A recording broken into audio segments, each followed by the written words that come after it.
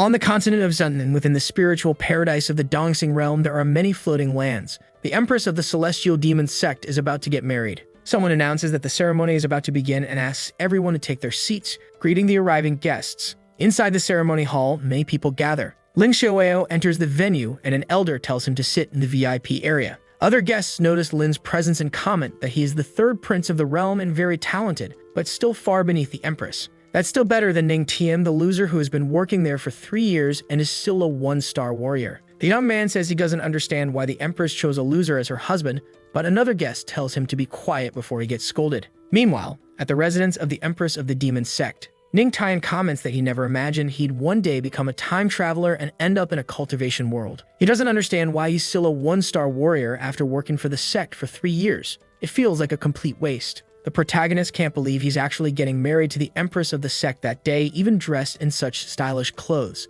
It's all a mess. A noise is heard outside the room. The door slowly opens, and a woman enters. She asks if he's awake. Then she gets straight to the point, saying he needs to understand that the marriage is just for show. She is Luo Wuking, the immortal Empress. Ning is shocked by that information. She concludes by saying that if he has any filthy thoughts about her, he'll meet a cruel end. Ning thinks to himself how even his marriage is a lie. The system congratulates him on activating the shock system host, leaving him confused. Luo asks if he heard what she just said. The young man reflects on how, with such a horrible system, he'll never escape his status or change his fate. He wants to know how he can outsmart the system and tells it to stop pretending to be dead and answer him. Angrily, the Empress says she'll ask one more time if he heard her. Shouting, Ning tells her to shut up because he's busy over there. The Empress is stunned by his reaction. Exploding with fury, she asks what he just said. The young man realizes this might be the end. He forgot who he was talking to. If she wants to eliminate him, she can do it effortlessly. Stammering, he tries to explain himself. The system congratulates him on completing his first shock and says his reward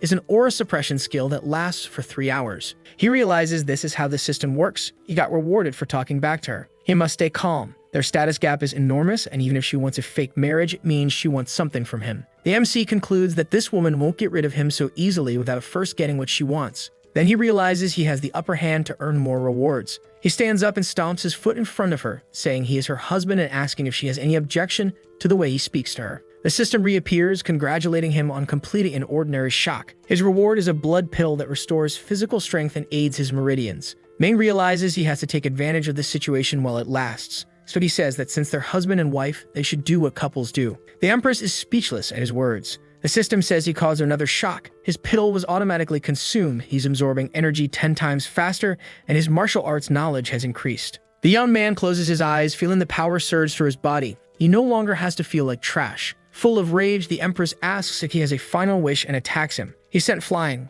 What a powerful strike that was. Lu charges forward, places her hand on the young man's chest, and asks what he wishes for before dying. He realizes she might really go through with it, so he activates the aura suppression. Suddenly, the Empress's powers dissipate. She wonders why her aura is acting like that all of a sudden. She asks how this could be happening and why her powers aren't working. Ning is amazed by the strength of that ability. The woman collapses on top of him, nearly lifeless. Fortunately, the system's reward worked, but they only have 3 hours. Even if he runs, he won't get far enough. When the time runs out, he'll have no chance. He'll have to fight. He turns and gets on top of the Empress, who asks how he dares. That name reflects that at least he was able to feel some satisfaction while in danger, so he wants to give her another big shock. The system announces that he has shocked the Empress of the Celestial Demon Sect several times. 3 hours later, Ming is at the window sipping tea, commenting that now it's too late for her to get rid of him. He's still useful to her needs. She thinks that she must be patient. If she eliminates him now, she won't get the Celestial Demon Manual, and there will be no way for the sect to rise again. The girl sits on the bed. She tells him to come to the palace at night. The wedding ceremony will proceed as planned.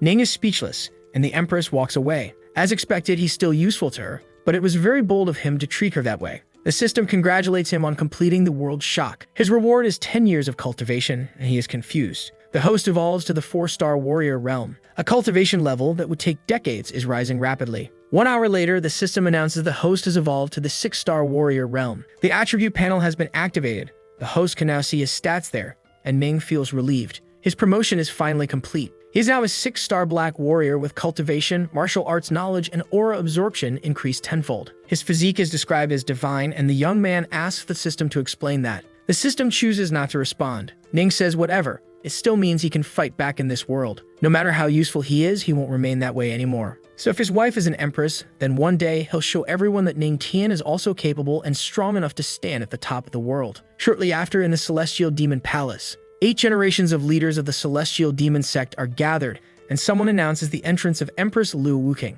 Everyone is impressed. She's someone at the realm of the immortal emperor. She's incredibly valuable as an empress, possessing both beauty and power. Prince Lin thinks about how the empress truly lives up to her reputation, but it's a shame she's marrying that person. The man beside him says he's heard that the prince has secretly admired the empress for a long time, and in his opinion, only he is worthy of her. Quang Shu from the Earth King realm adds that if he were the prince, he wouldn't just sit back and watch the empress marry that loser. Lin trembles at the thought of the situation. Then he downs his drink and asks how he could interfere with her decisions. But deep down, he really wants to see who the loser marrying her is. An elder announces that the empress has arrived and it's time to welcome the husband, Ning Tian. In the audience, many whispers arise. People say Ning is low level, just a 1-star warrior. The elder shouts that he's entering. The gate opens, but Ning isn't there. The crowd wonders where the loser is and how he dares be late to the ceremony. Suddenly, Ning comes running in. As he enters the hall, he complains that no one told him the place was so far, so he had to run like crazy. Thankfully, now that he's stronger, he made it in time.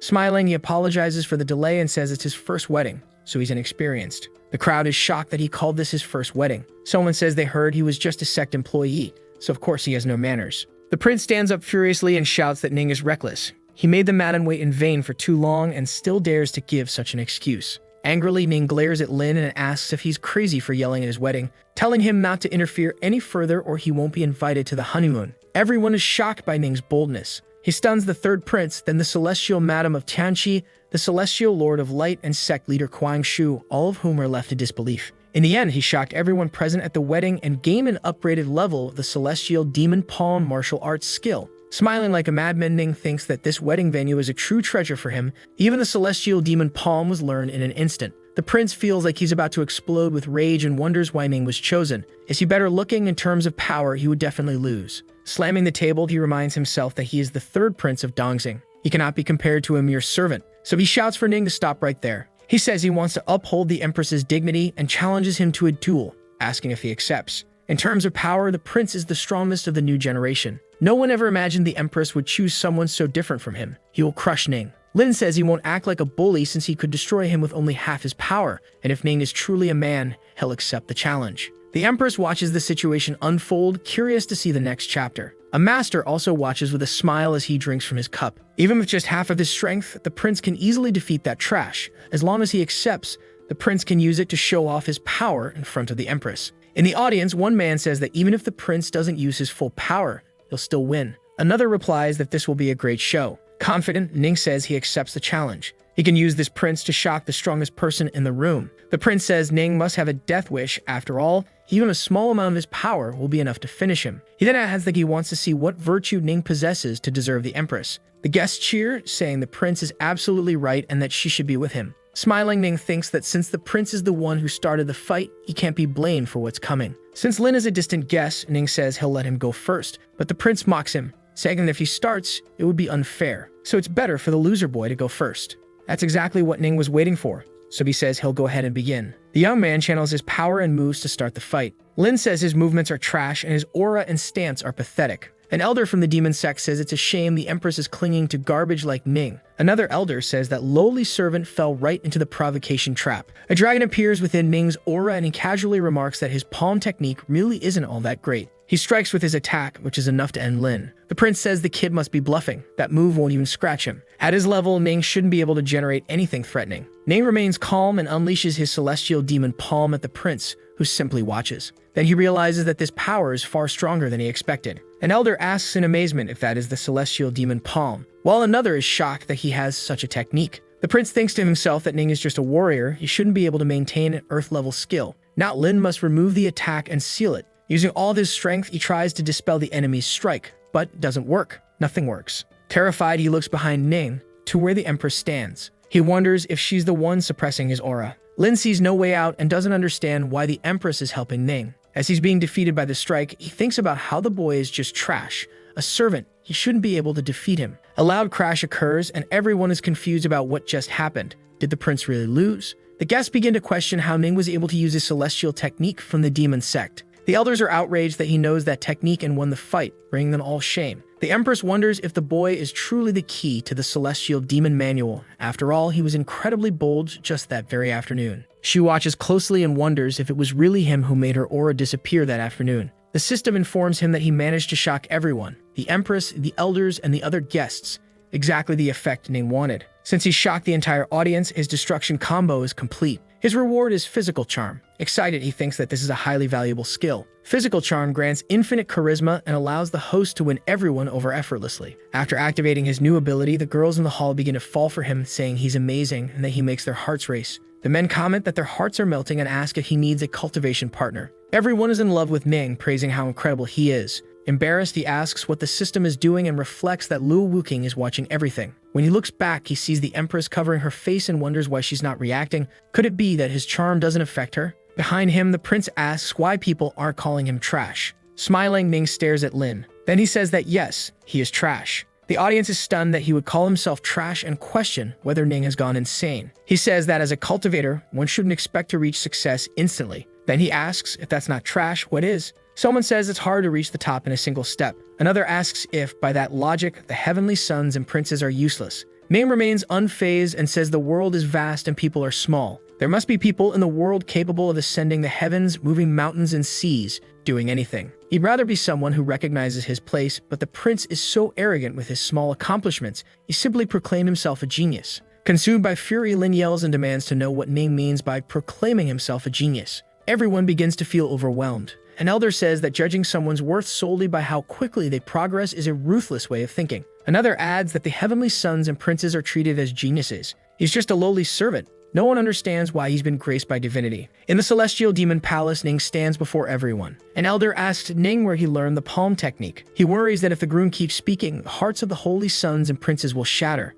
Ning mentions the Buddha scripture pavilion. He can't tell them about the system. The elder reflects that indeed there are records of the sect in the pavilion and asks how long it took him to master the technique. He starts thinking. If he says he learned it in just 1 minute, that might seem suspicious. So he should say a longer time. Nervously, Ning says it took him a day to learn it. Everyone present is shocked by that statement. It's unbelievable that he managed to master it in only 1 day. Then he realizes he should have said an even longer time. That technique is incredibly difficult to practice. Common people may lose their lives trying to learn it, and even the most talented ones take at least 3 days. Shouting, the elder says they finally have a disciple talented enough to rival the Empress. Someone points out that Ning said you can't reach the heavens in 1 step or be a genius, yet he mastered the palm in 1 day. He must be a genius. The system announces that since he shocked the elders of the celestial demon sect, he is rewarded with 100 aura cultivations. The great power flows into his body. The elder cries into Ning's chest, overwhelmed with emotion. Then he steps back and says those are small matters. Greater things cannot be delayed. He calls the attention of the officiant. It's time to begin. They are now married to honor heaven and earth. All the guests admire the couple and say they are a perfect match. A handsome man and a stunning woman. A perfect couple made in heaven. Ning reflects on how just moments ago he was trash, and now he's beloved. Someone announces the first bow to heaven and earth. He reflects that no matter the world, respect for the strong is always a reality. The same voice announces the second bow to the ancestors, and the couple bows. Lu watches him and thinks about how she hopes the demon statue was right, that by marrying him, she'll obtain the manual. Just a few months ago, in the celestial demon sect, behind the mountain in the forbidden region, there was a gate. Through it, the Empress entered and walked down a corridor. At the end, there stood a giant statue of a man. She stops in front of the statue and says that if she's going to marry that loser, she wants the manuals. In half a year, the 5 emperors and 3 lords will occupy that sect. Only if she reaches the realm of the gods will she be strong enough to fight. If she wants to put an end to this, she needs to become a goddess, which can happen if she practices with the manual. Hundreds of years ago, by the sect's carnal right, the leader must obtain the manual. To do that, they must marry someone with a divine physique, even if it means marrying a loser who can't cultivate. She has no intention of letting the sect collapse. At the wedding, husband and wife are leaving and the crowd comments that the Empress is sharp. The more you look at the groom, the better he gets. A powerful baby will come soon. Someone thinks that this must be reported to the Alliance of Leaders immediately. At the Youth Alliance of the Celestial Spirit Realm, a person tells the elders that the demon tamer has been furious and demons are being abandoned by the Celestial Demon Sect. Regarding the extermination of the demoness Luo Wuking, the old Emperor Zhengshan wants to know how things are progressing. Elder Su of JMA says everything is ready. The demoness has no idea what kind of mess is in Qian Feng's head. Another elder says she married some random servant. The Emperor says he heard about that too, and that Kuan Shu also contacted him. He then takes the physique gem, a spiritual item. Through it, he opens the message from Elder Kuan. who says something major has happened. Jingshan asks why he's panicking like that. Kuang says Lu Wuking deceived them all. The person she married isn't trash, but a genius. One of the elders says he knew it wouldn't be that simple. The boy's name is Ning Tian. He used to be a useful servant. The master had Lin Shouweo duel that loser, but Ning defeated the prince with a palm technique he learned in a day. Su comments that achieving that is nothing short of a miracle. Qian Feng tells their leader that this man must be taken seriously. The emperor remarks that unexpectedly the empress has made her move. They need to gather all available information on Ning Tian. The celestial demon sect must disappear, or they'll all be in trouble. That night in the empress's room, Lu and Ning are sitting together. He thinks about how everyone reacted to his divine physique, except the empress. Meanwhile, she brushes her long hair. The young man thinks he needs to wake up. He became her husband out of nowhere. If the system hadn't appeared, he would just be a nobody. Who knows if she ever even visit him in the future.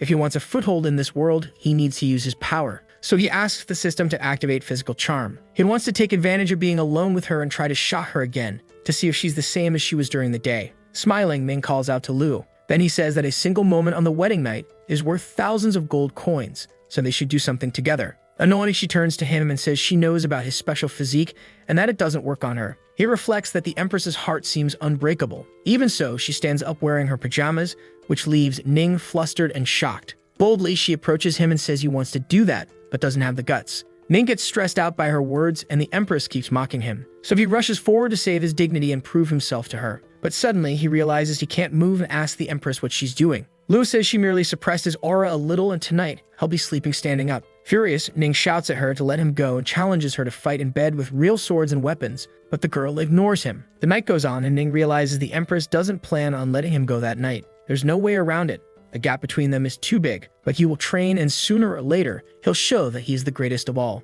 The system announces that his cultivation has increased threefold. The next morning, Ning grumbles that Lu is extremely rude and made him stand the whole night. He cultivated all night and became a 7-star black warrior, but that's only a 1-star evolution, which feels too slow. The system informs him that the host can choose a place with abundant aura to cultivate and Ning thinks about it. He knows of such a place. It's the primary cultivation ground. All the aura of the celestial demon sect is gathered there. It's perfect. The disciples of the sect can triple their cultivation speed there. Everyone notices Ning's presence and is surprised that the most popular person in the sect is there. He's a cultivation genius. He didn't expect the growing cultivation aura to be so abundant and pure. It's truly extraordinary. But soon he's disappointed because it's still not fast enough. Those around him are shocked that he doesn't find it fast enough. It seems he can only release his cultivation power at 10 times the normal rate. The system informs him that his tenfold aura absorption is active and power begins forming around Ning. The environment starts to tremble and energy flows throughout the area. People wonder if it's an earthquake, but it's just Ning.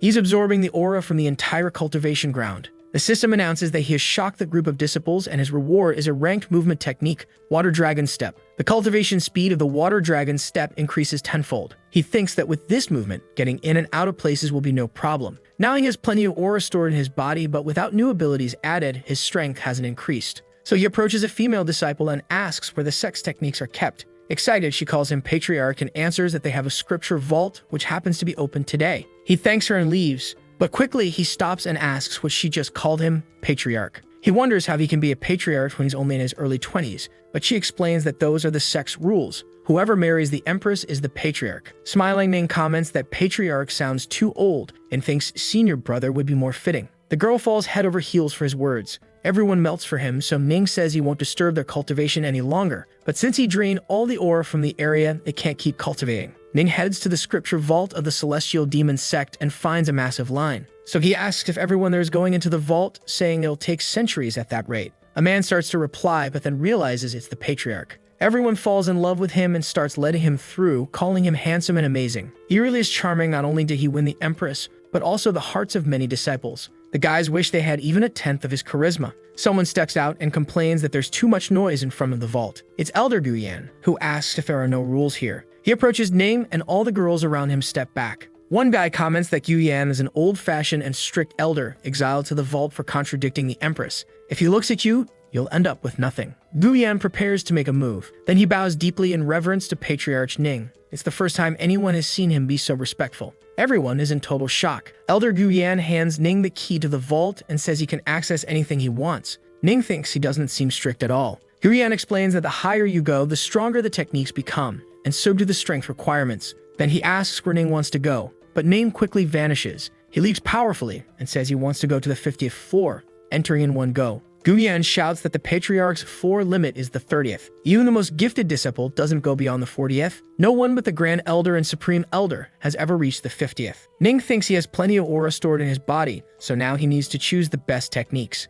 He opens the gate that leads to the floor. He begins walking through the shelves of skill scrolls. The more spiritual veins they contain, the faster aura grows and the more strength increases. But even with his body full of aura, he can only open a dozen spiritual veins, which isn't enough. Then he sees a scroll glowing in front of him and wonders what it is. It turns out to be one of the advanced Earth techniques, Demon King technique. He decides that's the one he'll learn and opens the scroll. Then he uses his comprehension boost to learn the technique quickly. The system informs him that the host is comprehending the Demon King technique, its elementary level has been achieved, and the technique has been upgraded to its maximum level. Ning feels all the power coursing through his body. His body and eyes begin to glow. Suddenly, there's a massive explosion. Outside, the crowd is stunned. The Patriarch found an incredible technique. Guyan wonders how much he can endure at once. Using the vault key, Guyan contacts Ning, calling out to him. He explains that the plaque allows anyone inside the vault to communicate with the outside world. Since he saw something strange happen, he became worried about the Patriarch. Ning says there's a problem. Too few spiritual veins are opening. Calmly, Guyan tells him not to get discouraged.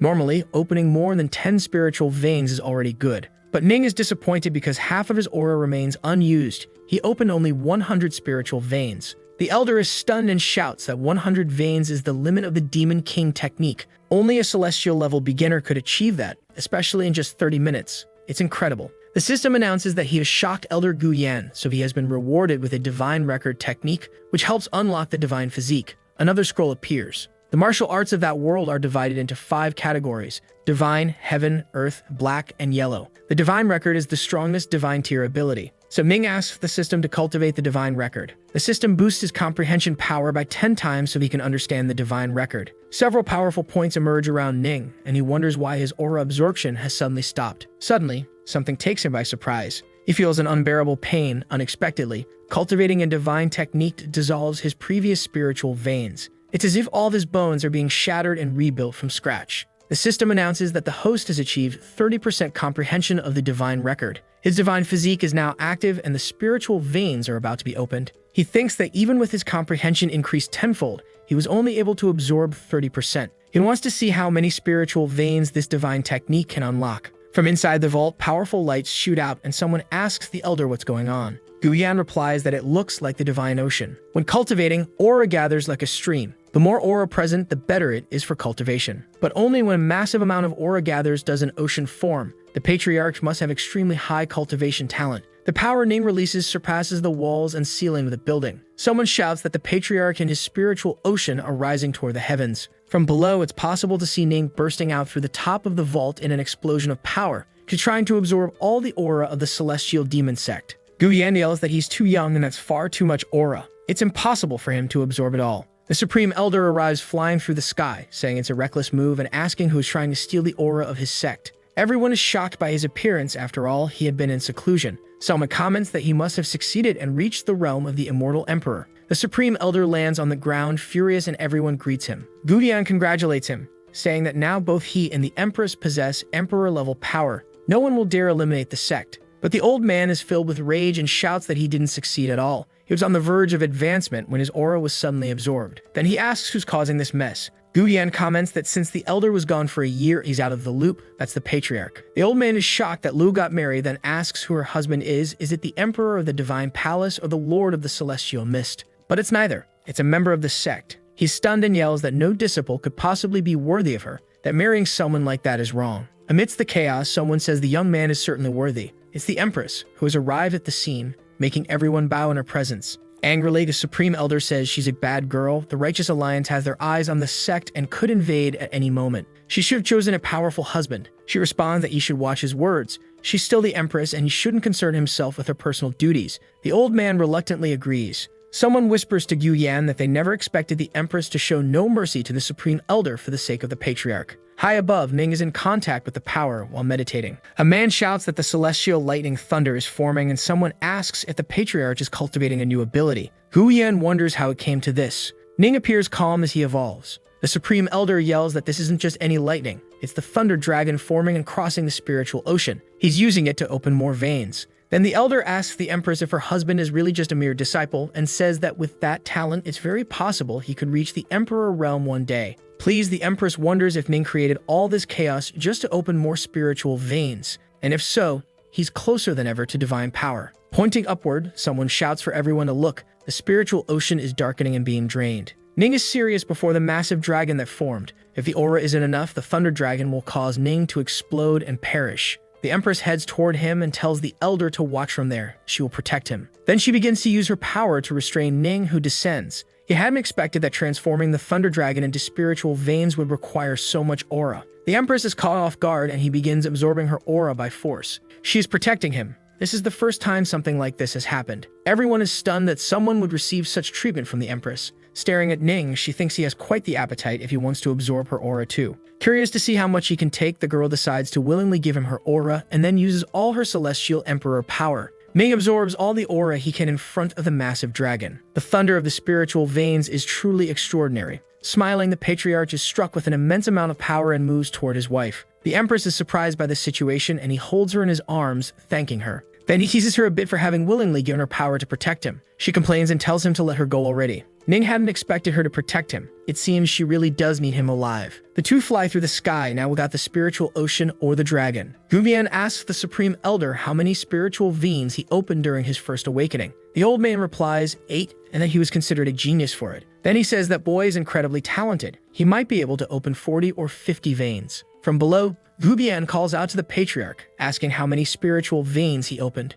Ning says he'll take a look. Then he replies that more than half of the aura still remains and he's only opened 199 veins. The Supreme Elder and Guyan are stunned by that number. That's an enormous amount of spiritual veins. Meanwhile, at the imperial court of the Dongxing Kingdom, the healer Chan Lao informs the Lord that the Thunder Tribulation came from the celestial demon sect. The Emperor of the Kingdom, Lin Ba, complains that ever since his son returned from that sect, he lost his spirit and could never be healed by medicine. Furious, he tells Tan Lao to contact the Righteous Alliance so they can discuss the urgency of destroying the celestial demon sect. The healer tries to mention that the Empress is there. Even so, Lin Ba doesn't seem concerned. The sect is in Dongxing territory and growing stronger. If they're going to eliminate it now, it might be too late later. Elsewhere, 3 old men stare at the sky. One of them, Shengshen, says that lightning tribulation might mean the Empress is ascending to the divine realm. Another says it doesn't yet seem like the divine realm. If she is broken through, then it means they would lose if they tried to invade the sect within 6 months. Shengshen agrees but says the Empress couldn't have become a goddess. She wouldn't be able to ascend through the divine realm. They should remember the Throne King's battle. Many real emperors exhausted their lives trying to become gods, but in the end they failed and died filled with regret. The old man behind them says that Thunder Tribulation was extremely intense this time.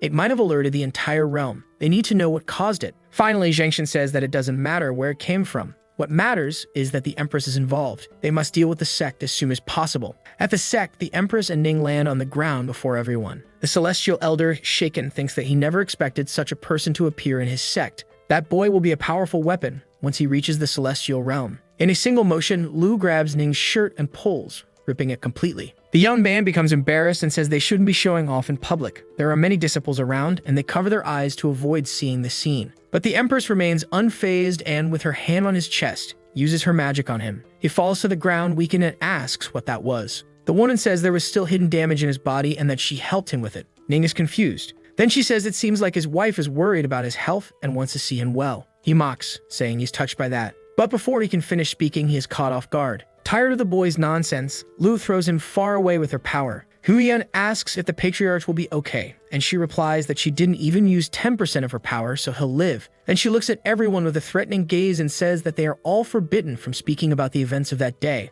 If anyone does, they will be annihilated. Everyone present agrees and says they understood the warning. Far from there, Ning crashes hard into a lake. He startles several girls who were relaxing in those waters. Angrily, Ning says that Lu should respect him because he's still her husband, but she threw him away. One of the startled girls then realizes it's the patriarch. They all become shy and ask why he's at the hot springs. Ning becomes worried that his reputation as patriarch might be ruined. Quickly, he starts saying it was an accident and that he can give a reasonable explanation. But one of the girls ignores him and says he looks like the type who enjoys watching things. Shyly, she says he can look around without any problem. Desperate, they start running toward him, asking to touch his toned abs. But the young man jumps far away, leaving all the girls disappointed. Angry, Ning heads home thinking Lu is ruining his reputation, and his divine physique just made everything even more dangerous. At least he didn't cheat in the relationship there, or else his well-being for the rest of his life would be at risk. The Empress meets with him and asks if the bath in the hot springs was good. He is startled, but the girl, indifferent, tells him to follow her. The dude heads into a dark cave and Ning comments that he didn't think the sect had a place like that. The Empress says that this is a forbidden region of the sect, the heavenly demonic cave, where the spirits of all the former leaders reside. The young man is confused. She thinks that as long as she can get the manual to become a goddess and break the divine realm, the sect will no longer be terrorized by any monster. Then she asks Ning Tian to do something for her and the boy asks what it is. Serious, she says she wants him to pour some of the essence of his blood on the stone of that giant statue. Ning doesn't understand what she means. The essence of blood represents the purest cultivation energy. Pouring it like that is used to control another person. Sensing his concern, the Empress says she won't harm him. If that were her intention, she would have done it long ago. He thinks that what she's saying is true. If she wanted to eliminate him even with his system, she would have already done it. But it's strange that she married a servant. Now she's asking him for something, so it must be very important, perhaps something that involves the whole sect. In the end, Ning agrees and says he'll do it. He wants to see what the Empress desires. Using his magic, he materializes the essence of his blood and casts it onto the stone statue. As it lands on the statue's forehead, its eyes begin to glow. Suddenly, a man appears in front of the statue, laughing menacingly, and shouts that he has finally been awakened. Serious, Lu asks if that man is the founder of the sect. Ning is shocked, thinking it's been hundreds of years since the sect was founded, and the founder is still alive. Laughing, the man says that hundreds of years have passed and they finally sent someone with a divine physique there. The Empress questions what he means by that and asks where the manual and the method to become a goddess that was promised to her are. The man keeps laughing and says the girl is too naive if she thinks that the manual contains a way to become a goddess. That was just a rumor he invented. Thanks to her foolishness, he managed to find someone with a divine physique without any effort. Then Ning realizes that it was only because he possessed a divine physique that she decided to marry him, so that she could become a goddess. Lu says that the ancestral teachings passed down through generations were created by him, so the purpose of all this was for him to recover his body and return to life. The man says that's correct, all the previous leaders were useless and failed to find the celestial physique, but that foolish girl managed to do it. The Empress is shocked and says she will put an end to him. She then uses the heavenly demon palm against the man. Ning protects himself from the impact of the strike while thinking that this is the power of an Empress, far stronger than anything he could produce. The man transforms into a kind of mystical smoke and says that even if she had the cultivation power of the immortal emperor, she still wouldn't be able to defeat him. Even so, he is still in spiritual form, so he won't be foolish enough to confront her head-on. His target is someone else. He then begins to move toward Ning. The young man realizes the spirit's goal is to take over his body. He opens his arms and yells for the man to come at him. The Empress tries to run over and stop it, saying this is a terrible idea. She screams for him to get out of there, but the spirit says there's no way to leave once he's entered. As he navigates inside Ning, he says there are rumors that the divine physique is the best for cultivation. All other physiques are inferior to it. He continues navigating through Ning's body and then comes across a spiritual ocean, which leaves him stunned. It seems Ning has incredible cultivation talent, so the man considers himself lucky to have found him. He wonders where that thunder in the spiritual sea is coming from. Then he encounters the Thunder Dragon's spiritual vein. He had never seen a cultivator with spiritual veins that transformed into the Thunder Dragon. Since ancient times, thunder and lightning have been the enemies of the spirit.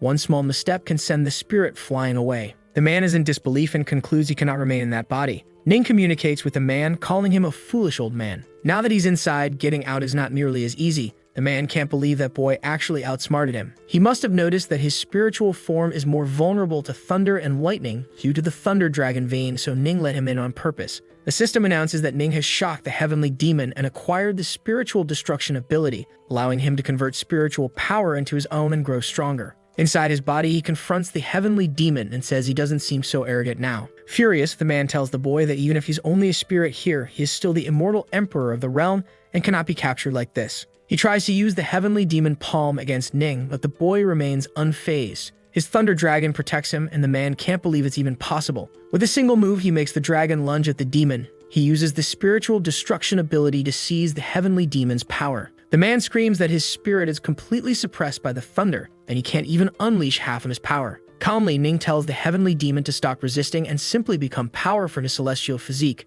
The man screams that Ning is just a boy and that he's going to annihilate him. But the boy remains unfazed and tells the dragon to devour him. In a swift motion, the dragon bites into the demon's spirit and completely consumes it, while he screams that he doesn't want to dissolve inside Ning. Now the man has merged with the boy, giving him his power. The Empress remains shaken by the fact that the manual to become a goddess was just a rumor and the whole thing a lie. Ning seems to be in a spiritual trance and Lu wonders what to do with him. she can't let him live. Even so, she decides to help Ning, since she doesn't want to see him consumed by the demon before her eyes. She prepares to help him, but the dome surrounding him breaks, and the boy comes out of his trance before she can do anything. As soon as he comes out, he calls for her, and the girl is stunned that he wasn't possessed. Then she yells that the man was a powerful cultivator, the immortal emperor of the realm. While Ning is just a black warrior, there's no way he absorbed the demon's spirit. Laughing, the boy says that with all this spiritual power, he'll gain a lot of aura. The system informs that due to the difficulty of the absorption, self-destruction is imminent. Upon seeing the system message, Ning begins to panic. Then he starts burning from the inside. His spiritual ocean is as hot as lava, and he screams that he's going to explode.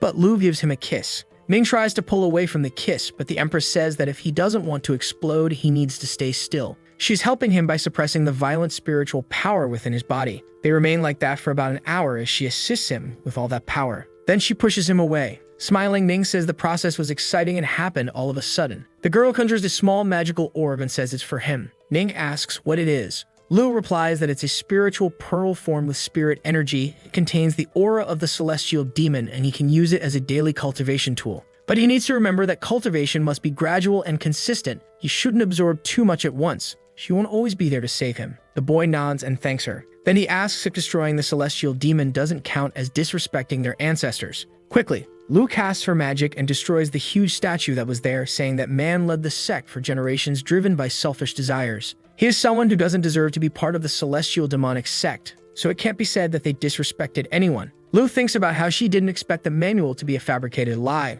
Without becoming a goddess, she can't progress and she doesn't know what to do about the attacks. In any case, there's nothing they can do about it. If they're really attacked, all the sect can do is try to hold them off with its power. Even if the sect is destroyed, she will make the culprit suffer in the future. With Lu a bit farther away, Ning calls out to her and asks if he's evolving, since his body starts to glow. The Empress reflects that he truly has the divine physique. In a few days, he will have successive major breakthroughs. This speed is a rare sight. Ning is in a meditation posture as he evolves. Lu walks away saying she'll let him cultivate in peace. The system congratulates the host for evolving to an 8-star Black Realm warrior, and then to 9 stars. Finally, he evolves to the 1-star spiritual realm. He comments that after entering the spiritual realm, the difficulty of cultivation increases and the need for aura also grows. No matter what happens in the future, he needs to stabilize his foundation first. Meanwhile, in the Shadow Demonic sect, a young man announces to another that the sect leader Yin Sanchi is there. The man asks Sanchi if he's evolved again. He replies yes, he has already reached the peak of the spiritual realm and is now 1 step away from entering the Earth King realm. Then the man says he's only 20 years old but can already be compared to elder veterans over 50. With his potential, the sect has found its successor. Angrily, he comments that it's a disgrace that their sect is being suppressed by the celestial demonic sect. This way, they'll never be able to progress. Since ancient times, demons have respected strength. The celestial demonic sect has its powerful empress and has remained at the top for hundreds of years. The man starts getting furious and questions how a woman with such delicate hands can lead her people down the demonic path. The shadow sect should reign instead. Placing a hand on Yin Sanchi's shoulder, he says that the celestial sect will be at the conference and he must go to represent his sect. His presence there is important. Everyone on the demonic path is dissatisfied with the Empress, so they're sending their geniuses there. Yin Sanchi says they can defeat the sect's disciples. Excited, the man says they'll see how she manages to stay in power as the leader of the demonic path after that happens. Elsewhere, Ning stretches and comments that he got lucky this time. The celestial demon was only in his spiritual state, and he was able to defeat him. According to what he's heard, various forces are constantly clashing. They'll definitely face dangerous situations in the future. He looks at the pearl and reflects that the Empress is right. There won't always be someone there to save him when he's in trouble. The system informs that the full moon night is filled with aura, a great time for cultivation. Ning comments that he needs to work hard and grow stronger as soon as possible. Late at night, people are amazed to see the patriarch at the top of the cliff cultivating under the moonlight. A girl comments that instead of spending the night with the Empress, he's cultivating, which shows how hardworking and incredible he is. The men shout that their patriarch is working so hard. How could they possibly fall behind? They must cultivate as well. The system announces that he has shocked the disciples and motivated them to cultivate. The reward is a 10-fold increase in aura absorption speed during the full moon. Ning opens his eyes and wonders why they were so shocked. But he soon ignores the disciples and returns to focusing on his cultivation, beginning the 10 times faster absorption of full moon aura. While he's at the top of the cliff, someone yells that even the moonlight is being drawn toward the patriarch. Suddenly, an elder appears and asks what all these people are doing gathered in the middle of the night. A girl asks the grand elder to speak more quietly so as not to disturb the patriarch's cultivation.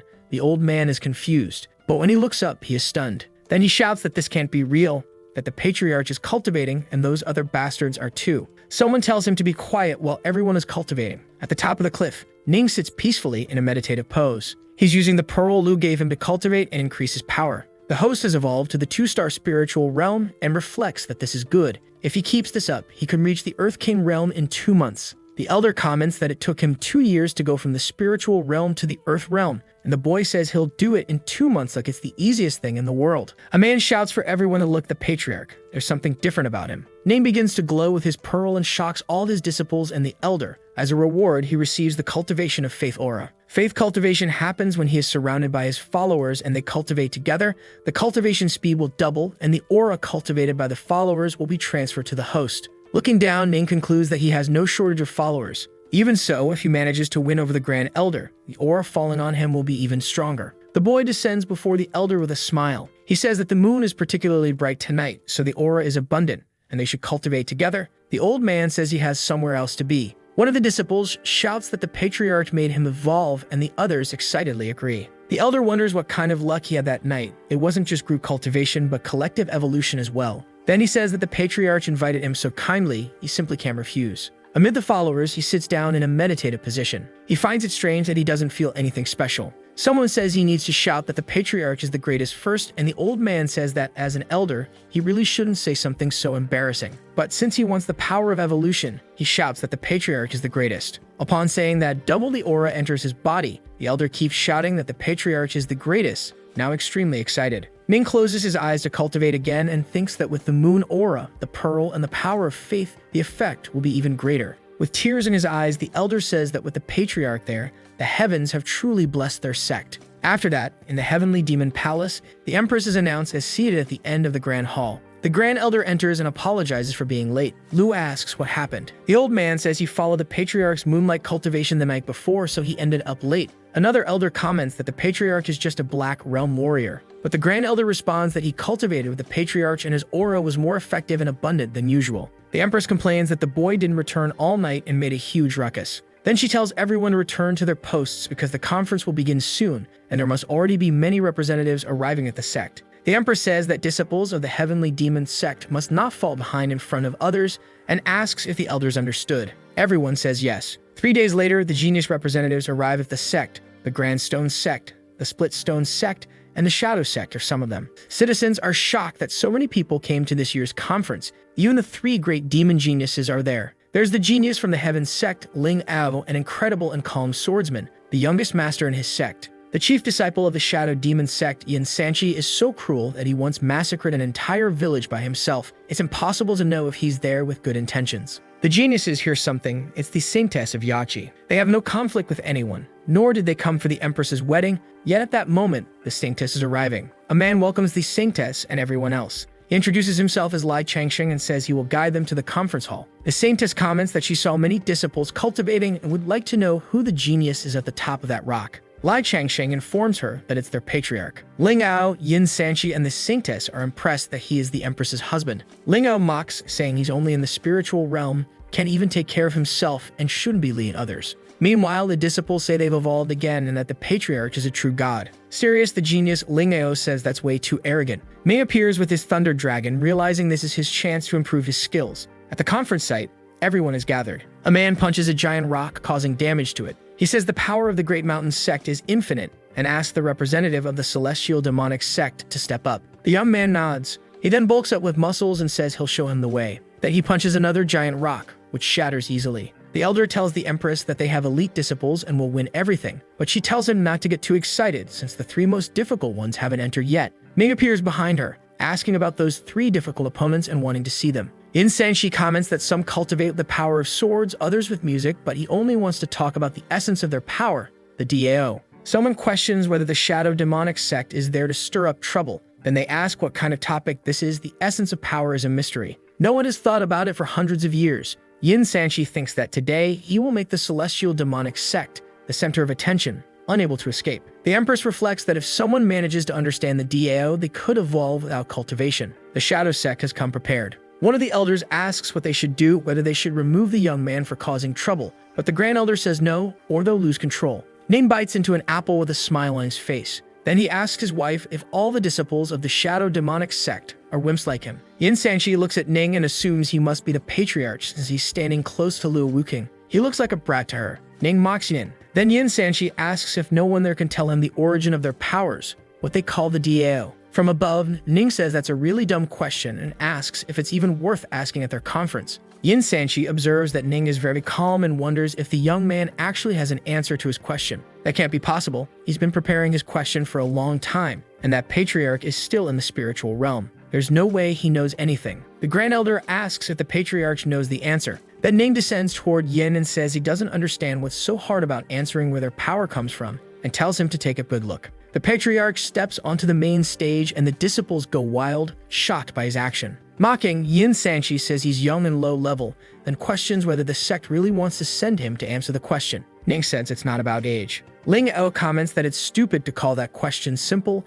and that the patriarch is probably just spouting nonsense. Then Ning says he's going to show Yin what they call the DAO, the origin of all their power. He says the DAO has no sound, no form, no scent. A bird lands on his hand and he continues, saying it is vast without limits, yet empty like the void. The DAO created everything in heaven and on earth. It is the energy that governs everything in the world. In the audience, a disciple shouts that, as expected, the patriarch knows the DAO is very profound and everyone starts praising him loudly. The Saintess thinks about how valuable he is to be a legendary patriarch. He stabilized the situation with just 2 sentences. Outraged, Yin asks if he thinks he can get away with saying a few words that no one understands, and Ming says it's rude to be impolite like him. He then tells Yin to listen closely because there won't be another lesson like that again. There are 300 paths, each with its own understanding, so he tells them to take the sword DAO as an example. This path uses sword intent. That's because swordsmen possess knowledge about swords. If a person practicing swordsmanship understands sword intent, then they also understand the sword DAO.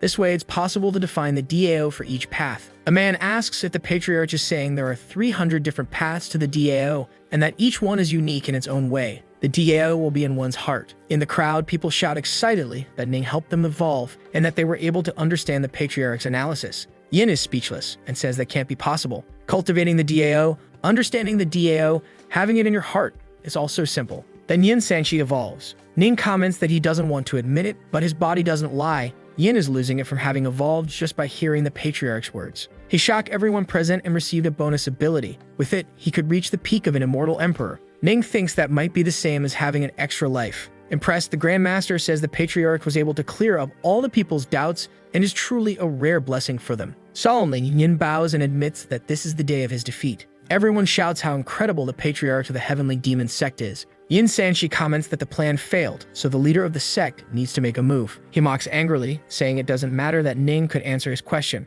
When he returns to the sect, they'll all suffer great losses. Ling Eo introduces himself as a member of the Heaven sect and asks the patriarch to guide him. He jumps into the center of the stage before Ning and says he wants to discuss the sword DAO. The show is beginning. Ling is a very powerful swordsman. Smiling, Ning tells him to come closer, and he thinks this is the perfect moment to test the martial arts the system gave him. Facing the patriarch, Ling says his shadow sword is a great treasure weapon, that he draws his sword with a swift motion that draws everyone's attention. In the entire heavenly spiritual domain, a treasure weapon is one of the most powerful types of weapons. A sect leader must truly value him to have given him such a sword. Weapons in the domain are generally divided into 5 levels: magical, spiritual, treasure, immortal, and artifact. There may be levels above artifact, but no one has ever seen one. Ning thinks that even with such a good weapon, everything still depends on its wielder. Pointing the sword at Ning, Ling Nao asks why he doesn't have a sword if they're going to talk about sword power. The patriarch says he simply doesn't have one. Someone in the crowd shouts that they have a good sword for him. Another asks the patriarch to use theirs,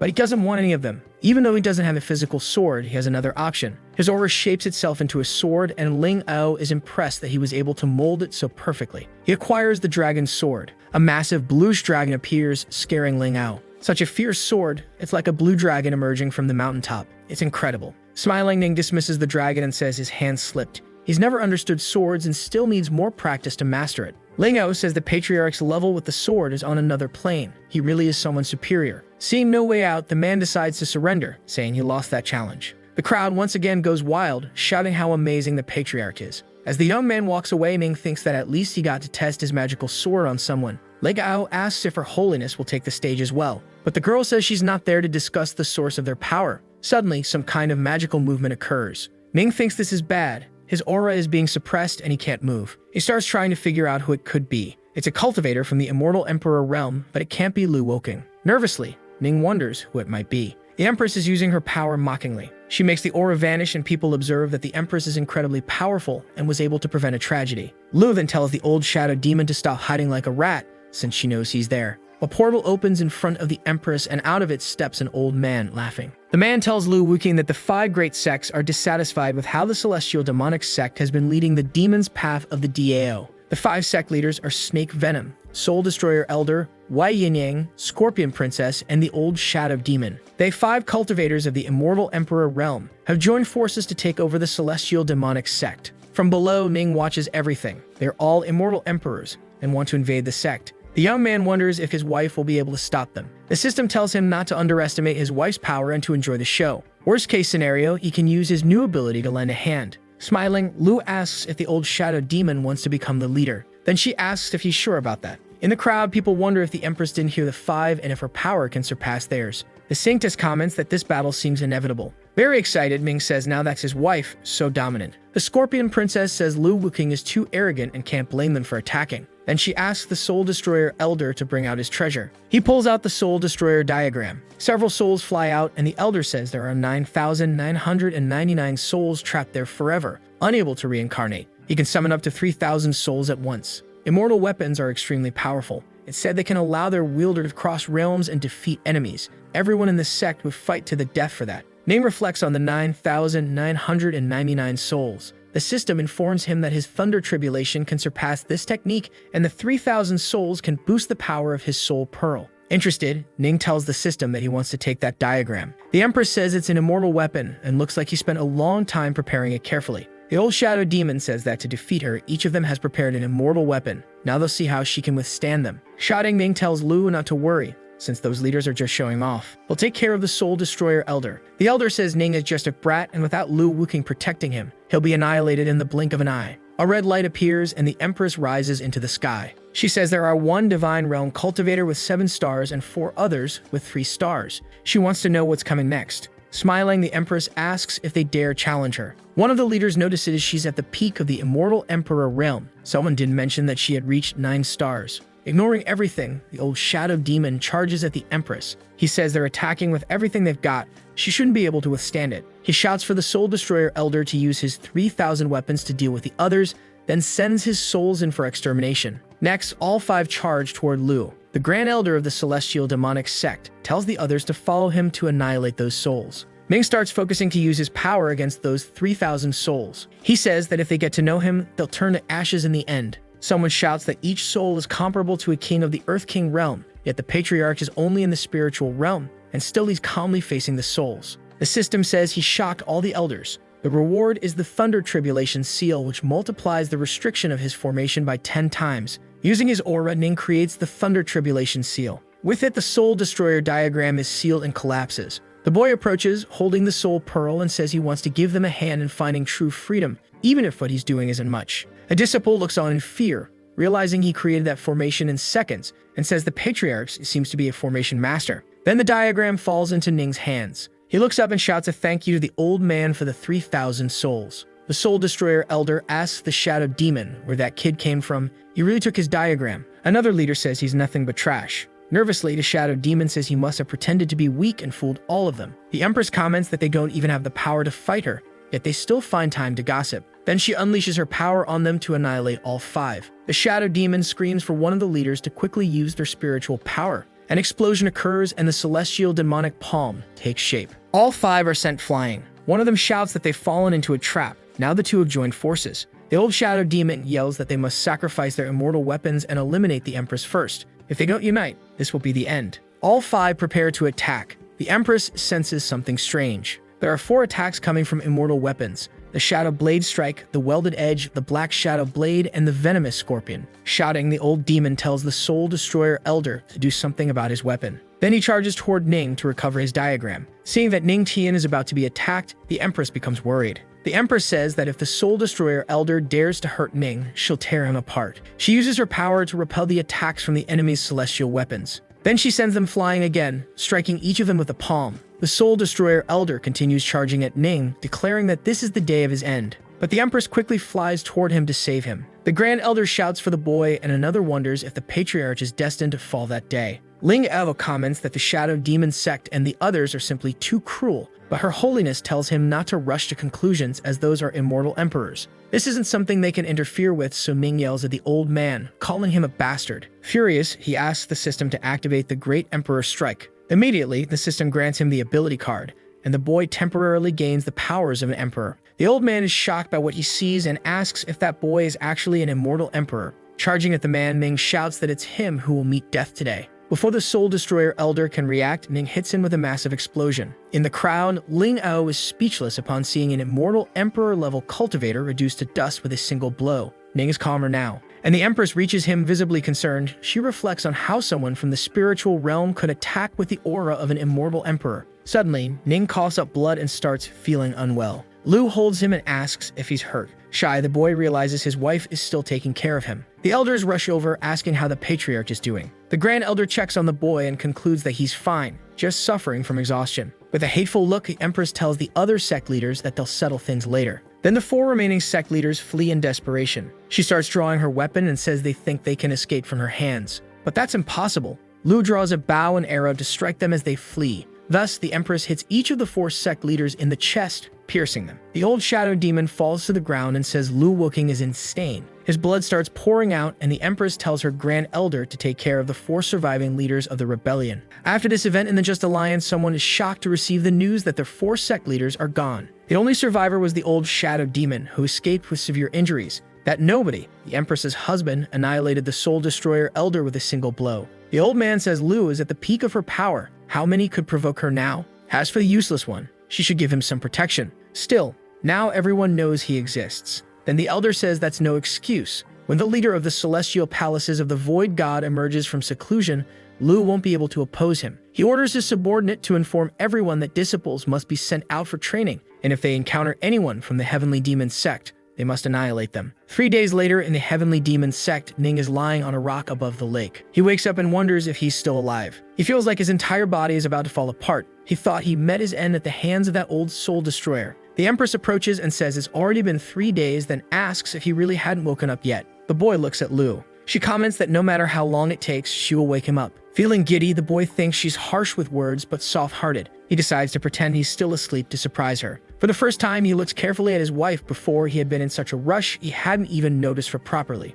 Lu says that his celestial physique can activate the healing aura of the lake and speed up his recovery. Then she notices that the young man's heart is beating rapidly. The Empress wonders if his injury has worsened again, concerned. Ming's nose starts to bleed, and she asks if it's possible for an unconscious person's nose to bleed. Then she realizes the truth. He had been awake the entire time. Playfully, Ming says good morning to his wife and asks how she slept last night. She replies that she couldn't sleep comfortably without him. The young man gets shy at her response and says she's very cute. The girl says his tongue is smooth, and now that he's awake, it's time to change clothes. Then she asks him to follow her. The young man wonders if she's being shy. He didn't expect his wife to have such a charming side. Confused, Ning asks Lu where they are going. Someone shouts that they are greeting the Patriarch. All the sect's disciples are there, congratulating the Patriarch and thanking him for saving the sect. The host shocked everyone. His cultivation level increased and his energy was restored. The system informs him that his energy absorption is increasing. He thinks it's incredible. It doesn't just count as aura, it's also possible to store energy to use in attacks. The Grand Elder says, excited that they were worried about Ning and are happy he woke up. Another comments that the Patriarch annihilated the enemy with a single blow.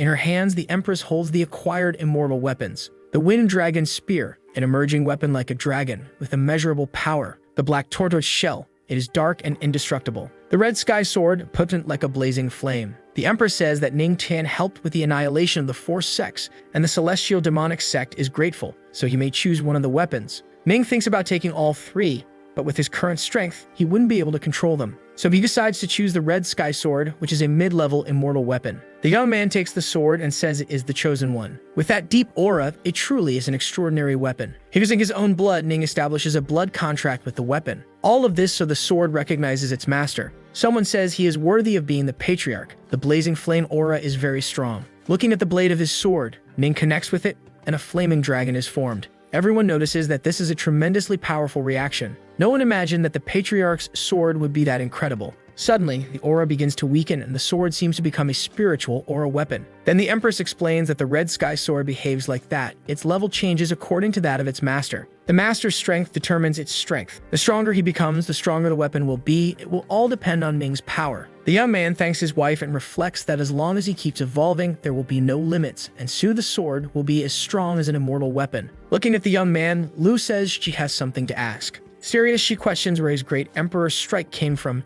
She knows that with his physique, he shouldn't have been able to do anything like that. Ning thinks that even if he can trust Lu Wuking, the system is involved in that, and if anyone finds out about it, he'll be in danger. Lowering his head, he says he doesn't want to lie to her, but he can't answer. Disheartened, Lu says that if he doesn't want to tell, he doesn't have to. In short, secrets may not be exposed, but there will always be someone greater and stronger. Relieved, Ning thanks his wife for her understanding and says he'll tell her if there's a chance in the future. An elder calls out to Lu and says that the Saintess of Yaki is requesting an audience. The Empress tells them to ask the Saintess to wait in the hall. She will be there shortly. Some time passes and the two meet in the main hall. The Saintess says that, at the request of the great Queen Mother of the West, she is there to retrieve the Celestial Mirror from the sect. Lu says the Celestial Mirror is a precious treasure of the Celestial Demonic sect and asks why the Queen Mother wants to borrow it. Then the Saintess explains that this involves a secret of the Holy Land of Yaki, so she cannot speak of it, but in exchange, they wish to offer an elixir of immortality. Curious, the Empress questions whether the Holy Land of Yaki is really willing to give up even their elixir just to obtain the Celestial Mirror. The Saintess explains that in their land there is an immortal lotus flower that blooms every 10 years, full of spiritual energy, from which the elixir of immortality is extracted.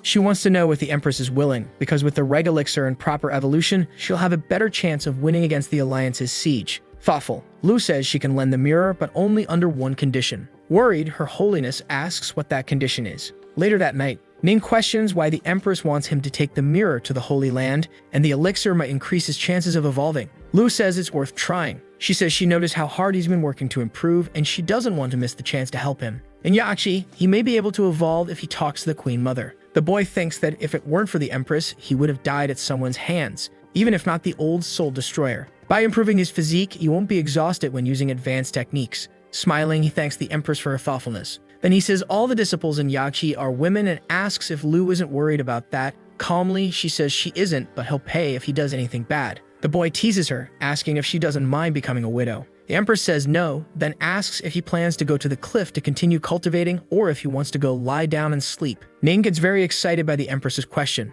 He says of course he wants to go to bed and sleep with her. He leans in to kiss Lu, but the Empress asks him to wait. Turning her face, she says he doesn't have permission to do that with her, because the girl isn't ready yet. Even so, she can still sleep in his arms. In the Celestial Demon Palace, someone comments that the Patriarch wasn't on the cliff the previous night, so he must have cultivated somewhere else. The boy tells his wife that no matter where he is, he always has to work hard. The Empress asks the Grand Elder to fetch the Celestial Mirror. He pulls out the sect's treasure from a small pouch. Nothing can be hidden from that mirror. Then Lu asks Ning to give her his hand. She says she will engrave some information on his hand so he can control the mirror. It holds the Emperor's power and can't be taken from him. Closing his hand, the boy gains control of the Celestial Mirror. His wife tells him he can now go to Yaki with Her Holiness. Her Holiness calls for the Celestial Pegasus. A flying horse enters the hall and she asks Ning Tian to hop on. They both mount the creature together, but Ning complains that the space is too tight. He then says he's grateful for Her Holiness's kindness, but he can't ride the horse with her. The girl is shocked as many men would love to be in that position. To solve the problem, the Empress summons the spirit Sparrow Father. Ning covers his eyes from the brightness. Before them appears a massive bird, a level 6 beast with power equal to a cultivator from the Heaven Realm. The boy is impressed by the huge bird. Stroking its head, he reflects that a level 6 beast is equivalent to a cultivator of the Heaven Realm. He mounts the bird and says he'll return soon to his wife. Lu wishes for his safety. He then asks the sparrow to fly to the Holy Land of Yaki. They soar high into the sky, and Ning comments that this is the first time he's left the sect since arriving in that world. Still, he's heard that there are 3 paradises and 9 realms. The spiritual heaven domain is in the second paradise and is divided into 2 parts, the righteous and the demonic. On a holy island of Yachi, neutrality has always prevailed and the 2 sides have never caused trouble. If there's a place there where he can improve his physique, then he surely isn't the only one trying to reach it. Ning wonders what kind of challenges he'll face there. Her Holiness talks about how vast the spiritual paradise domain is and that the trip to the Holy Land will take 1 full day and night. The boy thanks her for the information. Then realizing he has plenty of time, he decides not to waste it and cultivates as much as possible. Curious, Her Holiness asks why there's such a rich aura at such a high altitude. When she opens the curtain, she sees Ning cultivating and asks if he's really just in the spiritual realm even while producing such a strong aura. The system announces that he has shocked Her Holiness and is rewarded with a DAO of 3,000. Ning continues his cultivation. They continue flying through the sky. Day turns into night. Ning is still on the sparrow, cultivating. The system informs that he has evolved. He reaches the 3-star spiritual realm that advances to 4 stars. After accumulating aura for a few days, he finally evolved 2 minor realms at once. Meanwhile, in the holy land of Yachi, a woman welcomes guests, saying that the Queen Mother sent Yaoku to guide them. One of the guests thanks her. But before he can say anything else, a sudden wind arises. It's the Saintess and Ning arriving from the sky. As soon as they land, the Saintess informs the Patriarch that they've arrived in the holy land of Yachi. He replies that the place is very beautiful. Yaoku asks who that young man is. Then the Saintess says he is the Patriarch of the celestial demonic sect. The girls are impressed that he is the legendary and famous Patriarch. They didn't expect him to be so handsome and young. Looking closely, Saintess says she also didn't expect the Patriarch to be so charming. Ning reflects that it's all thanks to his physical charm. The guest who was speaking with Yaoku gets angry because she's now giving her attention to another man. Unexpectedly, the Patriarch who stole the spotlight at the Empress's wedding is only in the spiritual realm. The Empress must be ashamed of having such a weak husband. Then the guest says that now that they've seen the holy land of Yachi, he wants to greet the Patriarch. The Patriarch's words once moved the heart of the original holy son of the celestial vault holy land. He's not trashed like the previous one, so he'll test him. Ning says he doesn't remember him. There were too many holy sons that day. The guest is shocked that he doesn't remember, since he's the one who made them lose all their composure. Ignoring the conversation, the Saintess calls Ning Tai to follow her. She's going to take him to meet the Queen Mother of the West. As they walk, Ning wonders what kind of person the Queen Mother of the West might be. The pair enters the palace of Yachi. He's impressed by the reception. There are several disciples playing instruments. The Queen Mother of the West enters the hall and asks what opinion the legendary Patriarch has of the Yachi Palace. Observing the Queen Mother, Ning concludes that she seems to be an immortal empress. He greets the Queen Mother of the West while thinking she's quite young. He expected an older woman. Then the Queen begins speaking, saying that at first she thought the Empress was crazy. She removes the veil covering her face and says that, looking closely, it seems her husband is quite good. Ning's heart begins to beat faster and he becomes confused, not knowing why he's feeling so emotional. The system informs him that the Queen Mother has a fox-type physique that is extremely seductive and is the natural enemy of the divine physique. Only by using his power can he resist the charm. So the young man activates his divine physique to resist the seductive one. He remains red and sweating, needing to relax. The Queen Mother thinks it's strange that even the strongest cultivators of the celestial realm can't resist her physique. Yet Ning, who's only in the spiritual realm, can endure it. Serious, the young man says that kind of behavior isn't expected from a Queen Mother. He's representing his sect and is still Lu Wuking's husband. Smiling, the Queen Mother says she was only teasing him. Then she apologizes and says she'll be more careful. The young man gets straight to the point and asks what she wants the celestial mirror for. Turning around, she asks the Patriarch to follow her. They head outside the hall. One of the disciples is saying that they can no longer handle the spring that's gone out of control. The Queen Mother introduces the Patriarch and says he has the celestial mirror. Ning asks why the spring is darker than usual. Then the Queen says her disciples polluted the water during cultivation, but they can handle it themselves. They just need to borrow the celestial mirror. Serious, Ning asks if not even the Queen Mother of the West can deal with that. She replies that despite her power, she doesn't know how to handle something like this. The young man reflects that they seem to be hiding something from him, but whatever haunts the Holy Land isn't his concern. He's there to fulfill his mission. He asks if it's enough to use the celestial mirror on the spring and begins handling the weapon. The Queen says yes, but the mirror is an immortal weapon. She asks if the Patriarch is really qualified to handle such power. Handling the mirror, he says that the Queen Mother is underestimating him and his wife. Ever since his wife embedded it into his body, he's been qualified to use the celestial mirror. Observing the young man, the Queen Mother notes that the Patriarch of the celestial demonic sect has a spiritual ocean while still in the spiritual realm and possesses 199 spiritual veins. The system announces that he has shocked the Queen Mother and the elders, and as a reward, he received the powerful physique card. From above, Ning uses the mirror on the lake. He reflects that the aura gushing out from the spring must be what the Queen Mother wants to keep hidden. Using his power, he also wonders if this dark aura is what's resisting him. Serious, he tells the mirror to illuminate Yachi and cleans all impurities. The darkness quickly vanishes and the spring returns to its original state. Then Ning calls the mirror back. As soon as he takes the weapon into his hand, he feels extremely exhausted. He falls from the sky, and Her Holiness catches him. The Queen Mother asks Her Holiness Yahello to help the Patriarch recover, and afterward, she will personally thank him. Then she informs her disciples that from now on, no one is allowed to approach the immortal spring without her permission. They leave as a strange symbol appears in the lake. Elsewhere, Ning thinks it's no wonder Lu didn't give him all 3 immortal weapons at once. Just by activating the celestial mirror at full power, His entire aura was drained. Fortunately, his recovery is fast with the divine registry. Her Holiness approaches the boy and asks if his aura was drained. She seems worried, but Ning is already almost completely recovered. She's impressed by the speed. Just moments ago, he was exhausted and his spiritual ocean had been drained. The system announces that he has shocked Her Holiness of Yachi, so his aura cultivation increases by 300. The Queen Mother of the West enters and tells Yo, and not to say that kind of thing to the boy. Immediately, Her Holiness greets the Queen. Then she notices something strange. It's the Queen Mother standing very close to Ning, saying that his physique looks excellent. To show her gratitude, she wants him to stay for a few days and choose any elixir he wants. Ning thanks the Queen Mother for her kindness but says he doesn't need that while thinking that this holy land is full of women. If Lu finds out, he's doomed. So he says his wife recommended the Holy Land to help him improve his physique. The Queen Mother realizes the Patriarch wants to go to the Immortal Spring. She says that everyone there returns kindness. The elixir will take 2 months to be ready, but they will send it to him. As for the Immortal Spring, she won't refuse, but she wants to ask something. The Queen Mother of the West places her hand on Ning's face and gets close, asking who he thinks is more beautiful, Lu or herself. Ning wonders if that's even something he should be considering. The Queen Mother of the West is undeniably beautiful, but his wife is naturally better. Slapping Ning hard across the face and sending him flying, she says he can go to the Immortal Spring. Yelexei gets worried, but the Queen Mother says he'll be fine.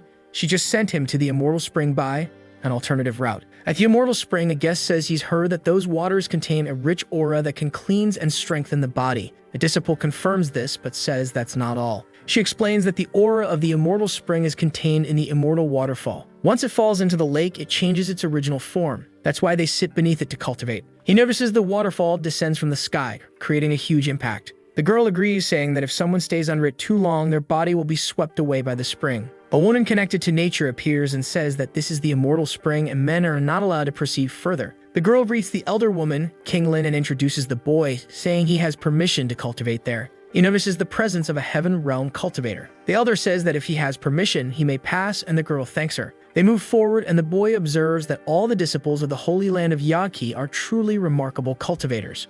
In the waters of the lake, several girls are calmly cultivating. The boy is impressed by the number of people. Noticing the boy's presence, the girls start running in different directions and throwing stones at him. He tries to explain that he wasn't spying, he was just admiring the waterfall. The girl accompanying him says that Suxing has permission from the Queen Mother to access the Immortal Spring. The disciples begin to calm down a little, but they remain tense with the boy's presence. He's frustrated by their reaction. Falling from the sky, Ning shouts for everyone to move out of the way. Then he crashes right in the middle of the Immortal Spring Lake. The girls are startled once again, and Ning climbs out of the water, asking why everyone's acting like that. Suxing realizes that it's Ning Tian standing there. He's outraged that he only got there with the Queen Mother's permission and says the Patriarch descended from the sky just to peek at the disciples of the Holy Land of Yaki. He thinks the celestial demonic sect will become a joke across the entire spiritual domain, but in reality, the disciples are amazed by Ning's beauty. They all get very excited, wanting to know if he also came to bathe in that lake, if they can scrub his back or stay with him. Suddenly, a power appears, declaring that the one who invaded the spring must die. Someone shouts for Elder Kinglin to stop the attack. It's the Saintess, who says that this is the Patriarch of the Celestial Demonic Sect, and he's authorized to enter the spring. The Elder is shocked. She then says she didn't know he was the Patriarch and apologizes for disturbing him. Still sweating, Ning says it's fine since nothing happened. Jealous, Suxing thinks about how he is a celestial son, yet he's treated worse than someone born as a servant. The elder tells them to proceed, as they're at the Immortal Spring to cultivate. One of the disciples says she wants to see if the Patriarch can break the waterfall record. The last one to do it was the Saintess, with an hour and a half. Suxing continues to be frustrated, wondering why everyone is being so kind to the Patriarch. It must be crucial to be strong and handsome. Trying to show off, he says the two of them should compete to see who lasts longer under the waterfall. He's certain Ning will lose the competition. The Saintess says the waterfall's power is extreme, and such a competition isn't necessary. Smiling, Ning says he accepts the challenge. Suxing quickly goes under the waterfall. Then he thinks about how they'll show those clueless women what a real man looks like. 30 minutes pass, and Suxing is at his limit. He spits blood, and his clothes fall apart. Everyone gets worried about the young man. Suxing walks away from the waterfall, embarrassed and wondering how things ended up like this. As he passes by Ning, he tells the boy to stop laughing, saying he won't last longer than him. Competitive, Ning says we'll see about that. The aura and pressure of the waterfall are immense since it falls from the heavens. Before entering the waterfall, Ning activates his divine recall. Then he takes his position and begins to cultivate. Smiling, Suxing thinks he's about to witness the boy's defeat with his own eyes. At first, the water from the waterfall feels like stones crashing onto his body, but there's no pain or discomfort. Then suddenly, it crashes down like a mountain. Ning focuses intensely to cultivate beneath the waterfall. but he's uncomfortable. Suxing gets excited and shouts that he knew Ning wouldn't last long. One of the disciples says the patriarch is amazing and will surely last 30 minutes. Another admires his abs, and a third says she wants to touch him. Suxing is shocked by their comments. They ask why he's so angry and if he's really that weak. Under the waterfall, Ning remains focused on cultivating and refuses to give up. He notices there's a hint of DAO connected to that aura and wonders if it might be the DAO of music. Since there are 3,000 paths to the DAO, there are also 3,000 spiritual veins. The young man wonders if he'll become invincible if he opens the spiritual vein for each path. From outside, the saintess is impressed that he's acquiring the spiritual vein of the dragon of music. Usually, the waterfall is too much to withstand, but he's opening new veins. Furious, Suxing can't believe that Ning is unlocking new spiritual veins.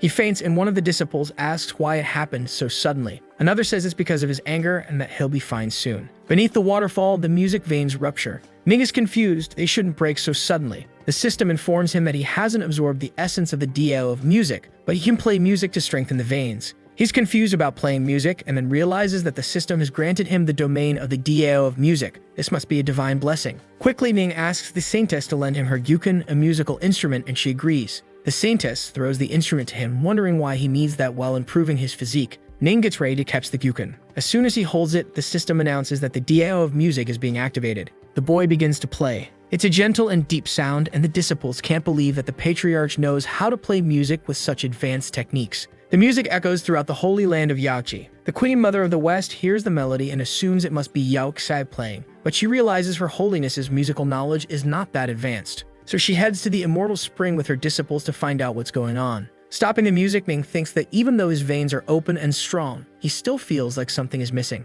In front of him, someone says it's interesting that he's improving his physique and opening veins while playing gyukan, all at the same time. It's the Queen Mother of the West who asks if he wants help from his older sister. The boy says that strengthening and improving his physique is his own duty. He doesn't want to trouble the Queen Mother with it. Kindly, she tells him not to reject her so quickly and asks if he doesn't feel like his open veins aren't reaching their final form. She picks up her musical instrument and begins to play, saying that he's forgotten something. Suddenly, Ning feels like his spiritual veins are boiling. An explosion of power erupts around him, and several dragons are formed. The Queen Mother of the West reflects that she just wanted to help a little but didn't expect him to succeed this much. Excited, Ning realizes that 20 spiritual veins have been condensed. The system announces that he has shocked the Queen Mother of the West. He receives a skill card, fast as lightning. With it, Ning can perform 3 long-distance dashes. He thanks the Queen Mother, and she says that only by cooperating with each other can they reach great heights. She continues saying that the gentle sound of the gyukan and the sorrowful sound of the flute complement each other, just like the two of them. But Ning reminds her that he has a wife and asks her to restrain herself. The Queen Mother leaves angrily because he didn't even give her a chance. He asks the system to use the powerful physique card, and it's activated. 2.5 hours later, the disciples are still shocked that Ning is condensing veins and not even tired. The powerful physique card can substitute the aura in the host's spiritual sea. Ning is confused by this information. Then he panics because without aura, he'll only have a strong body to endure the power of the waterfall. Eventually, Ning is struck by the waterfall and spits blood. Ning is stunned by the impact of the waterfall on him. Her Holiness asks the Queen Mother if they should go help Ning, but the woman says they should wait and observe. The boy grows impatient and wonders if the damn system still hasn't processed the aura relocation. He can't hold on any longer. Then the system informs him that the relocation is complete and the connection with the host has been reestablished. With that, Ning regains control of the situation. He can feel his body filled with explosive power. The system congratulates him for evolving to the 5-star spiritual realm. Excited, he realizes he's strengthened his physique, opened new veins, and evolved. It's a triple blessing. All the disciples watch in excitement, amazed that the patriarch has evolved. Yaoqi apologizes for getting a bit too excited and losing her composure. On the ground, Suxing wakes up and asks how long he's been unconscious and whether Ming Tan has already failed. One of the girls says the patriarch endured for 5 hours. The man is absolutely stunned. He says that's impossible. He yells that it must be a lie. Ning is just someone from the spiritual realm. He couldn't last longer than him. Still shouting, he storms off, claiming that he's the true holy son, Suxing, and the #1 in the world. Her Holiness begins to say something about him, but the queen says his Earth Deo was broken, so someone must take responsibility and escort him back to his homeland. One of the disciples is startled. It's Ning finally emerging from the water. All the girls stare and Ning starts to get embarrassed, unsure of how he'll explain all of this to his wife. But the Queen Mother of the West tells him to relax. No one there is going to snitch on him. Still, she has to say that Lu Wuking is very lucky to have him. The boy gets even more flustered and asks them not to talk about it anymore. A light begins to rise around Ning, and he's confused about what's happening. Yahello is surprised. The immortal spring, which shouldn't have any aura, is overflowing with a powerful aura. Calmly, the Queen Mother says it must be related to the Patriarch. He feels that it contains the aura of the Thunder Tribulation and immortal music. Perhaps it's due to the realignment of the aura. The water is full of vitality when entering and exiting. Curious, the Saintess asks the Queen Mother of the West if they can cultivate in the spring. The woman replies that it shouldn't be dangerous, so yes, they can. All the girls excitedly enter the water. He's confused as to why the girls are using his water to cultivate. They talk about how amazing he is and how strong his energy feels. Soon after, they begin to evolve thanks to the Patriarch. The disciples hug him to thank him. The young man says it was nothing and begins absorbing battle energy. His battle energy level is now 100 out of 100. Then he quickly leaves the water. He tells the Queen Mother that the matters of the Holy Land of Yaqi are resolved, so he will be leaving. She says he should stay and spend the night in Yaqi. Serious, Ning says he truly needs to go. He begins to leave, and the Queen reflects excitedly that he filled the immortal spring with abundant aura. She's growing more and more interested in him. Later, she asks if the Patriarch really can't stay a bit longer. Her disciples are reluctant to see him go. Ning replies that his wife must be missing him after being away for so long, so he should return soon. He thinks about how he's afraid he won't be able to resist that place and its temptations if he stays. While he's lying down, the disciples might need him to discuss all sorts of things. Men need to take care when going out alone. He climbs onto the giant bird and says that since the mountains are high and the rivers long, they're bound to meet again. Then he takes flight. He follows the path to the celestial demonic sect using a map. It takes a day of flying to reach the Dark Mountain Range, which is only halfway to the celestial demonic sect. He's just solidified his realm and can surprise his wife with that orb of power when he returns. While flying, the system warns of an incoming combined attack from 2 immortal Emperor Realm cultivators. He needs to be careful. Ning is shocked to hear there are 2 immortal Emperor Realm enemies. The attack advances rapidly in his direction. If it hits, he likely won't survive. He uses the Fast as Lightning ability card and dodges the attack. He now has only 2 uses left. Ning looks desperate. Another attack comes toward him, but he vanishes. Below, the 2 elders wonder where he went. One of them says he launched a powerful attack. It should have wiped him out, but it seems it didn't work. The other says he must have something helping him, but he won't get far. Then they use the blood trace ability. Both of them follow the direction indicated by the spell to track down Ning. Elsewhere, Ning and the giant sparrow appear. The young man wonders who those 2 immortal Emperor Realm cultivators are. He's worried. He only has 2 Fast as Lightning cards left. The system announces that the 2 are quickly closing in on the host. Ning is shocked by their speed. Even with his card, it's only a matter of time before he's caught. Meanwhile, the sparrow's spirit is only at the celestial realm. Its speed is much lower than that of an immortal emperor. He has 2 chances and must figure out how to escape. Suddenly, something hits Ning and the sparrow. It's one of the old men, the shadow demon, who asks where he thought he was going. Then he shouts for the other to destroy the boy. Ning is shocked that the 2 elders have joined forces, and the leader of the celestial vaults says Ning destroyed his celestial sons. At this point, Ning can barely move. His body's meridians are about to be severed. The leader of the celestial vault shouts for the brat to die and casts his spell at him. As he falls from the sky with the sparrow, Ning thinks he can only use his ability card once they believe he's been defeated. To do that, he needs to buy more time. An explosion occurs as they crash into the ground after the fall. One of the old men says now he must have been annihilated. The other says that Kid is pretty tough. When the smoke clears, the 2 elders see that Ning and the sparrow are gone. He used his ability card again and stunned both the shadow demon and the vault master, and earned the youth pill.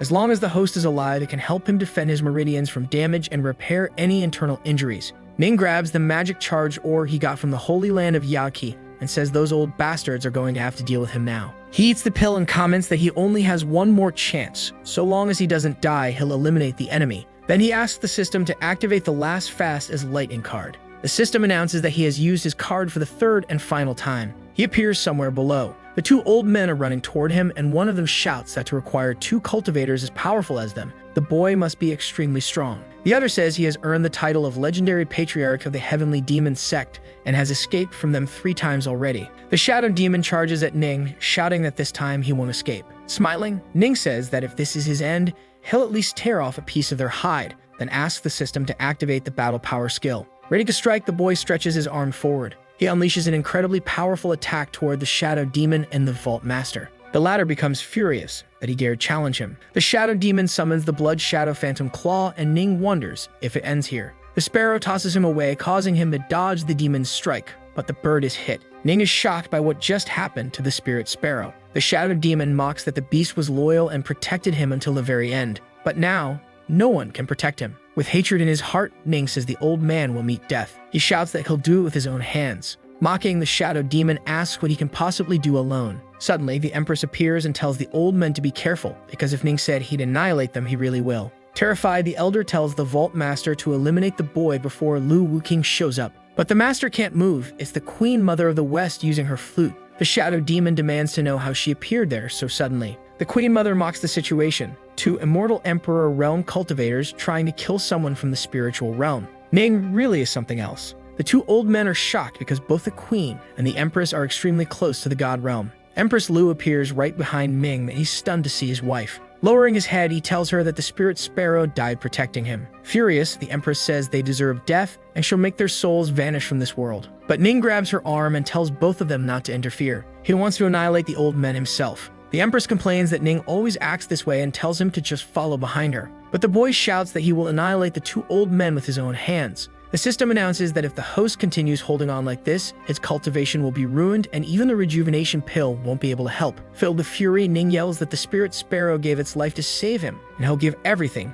He has to destroy those old men. The host's determination shocked the system. Phantom of the Great Celestial Emperor granted, usable for 5 minutes. Ning summons it. Suddenly, the Phantom of the Great Emperor appears in the sky, frightening everyone. Lu is shocked that Ning was able to summon the Phantom. She wonders if there are emperors supporting him, but if that were the case, it would be impossible for her not to notice. The Vault Master and the Shadow Demon are terrified, questioning if Ning is truly from the spiritual realm. He shouldn't be able to summon something like that. Ning ascends into the sky with hatred in his eyes. He stops in front of the Great Emperor's Phantom, and one of the elders says that this is beyond his understanding. They try to flee immediately. The Vault Master is struck before he can escape, but the Shadow Demon flies away at high speed. With glowing eyes, Ning asks if he thinks he can escape. Then he summons a dragon to chase him. Ning says that this is outrageous, and the dragon prepares to bite the elder. With a single move, he is devoured alive. The Empress and the Queen Mother are stunned by the strength of that move. A red light emerges from the dragon's mouth. They are the spirits of the Shadow Demon trying to escape. But the Empress and the Queen Mother stop two of them from fleeing. Still, a third one is getting away. He says he needs to flee quickly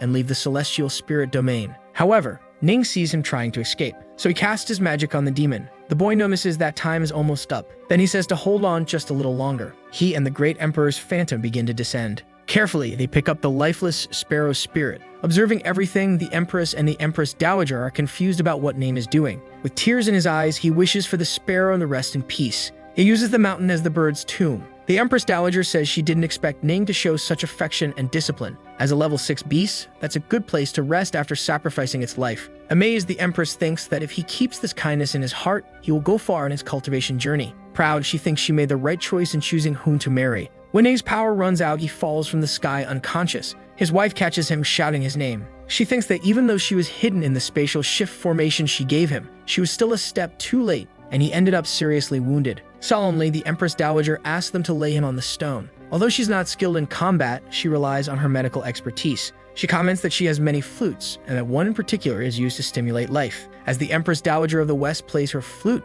Ning begins to react. He is surrounded by her magic. Worried, the Empress asks what is happening. The Empress Dowager says his external wounds are healed, but his power cannot integrate with his body. The Empress thinks that even if she has to travel through the 9 spiritual domains, she will find a way to heal Ning Tian. Trying to reassure her, the Empress Dowager says she knows a way to heal the young man. The Yachi elixir still needs 2 months to be ready, but if they give it to Ning, there may be a glimmer of hope. The Empress begs them to give him the elixir. The Empress Dowager explains again that they'll have to wait 2 months for it to mature. If taken now, it could evolve someone up to the celestial realm. Serious, the Empress insists they give Ning the elixir. She doesn't want to risk his life. The Empress Dowager tells them to go to Yachi. In the holy land of Yachi, one of the disciples brings the elixir to the Empress Dowager of the West. The Empress asks if she's sure the elixir can heal Ning's wounds, and the Empress Dowager confirms, saying his spiritual ocean and veins are intact. Worried, the Empress calls Ning Tian's name. The young man begins to wake up. Confused, Lu asks if the elixir will really heal him. The Empress Dowager confirms but warns that it has side effects.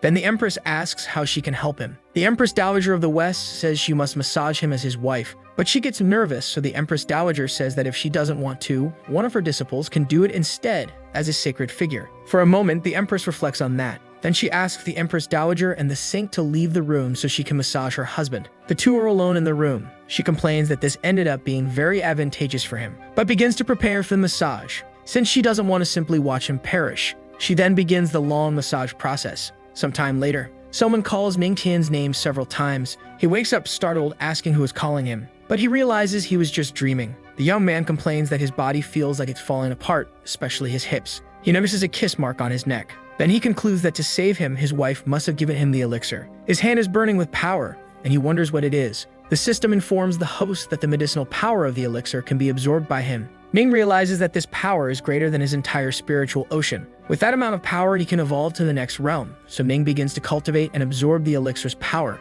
Outside, the Empress Dowager comments that 2 men from the immortal Emperor realm were reduced to ashes. This will certainly stir the spiritual domain. Angrily, the Empress says they brought that fate upon themselves when they dared to mess with her and her husband. She'll deal with the righteous path people herself. The Empress Dowager says the Empress protects her husband very well. If word gets out, many hearts will be broken. Approaching Lu, the Empress Dowager of the West asks why she is wearing her clothes. Lu is too embarrassed to answer. She doesn't want to admit that her own clothes were accidentally torn. From inside the room where Ning is, a great light begins to burst out. The Queen Mother comments that Lu's husband has an incredible physique. He resumed cultivating in no time. Ning senses an immensely powerful aura. A hole forms in the ceiling of the place. Then the Queen Mother of the West screams that he's not just cultivating, he's evolving. She's shocked at how he can do it so quickly. The system congratulates him for evolving to the 6-star spiritual realm, then to the 7-star level, and finally to the 1-star Earth King realm. He shocks the Queen Mother of the West and acquires the Tao ability of music. He then activates his tenfold comprehension.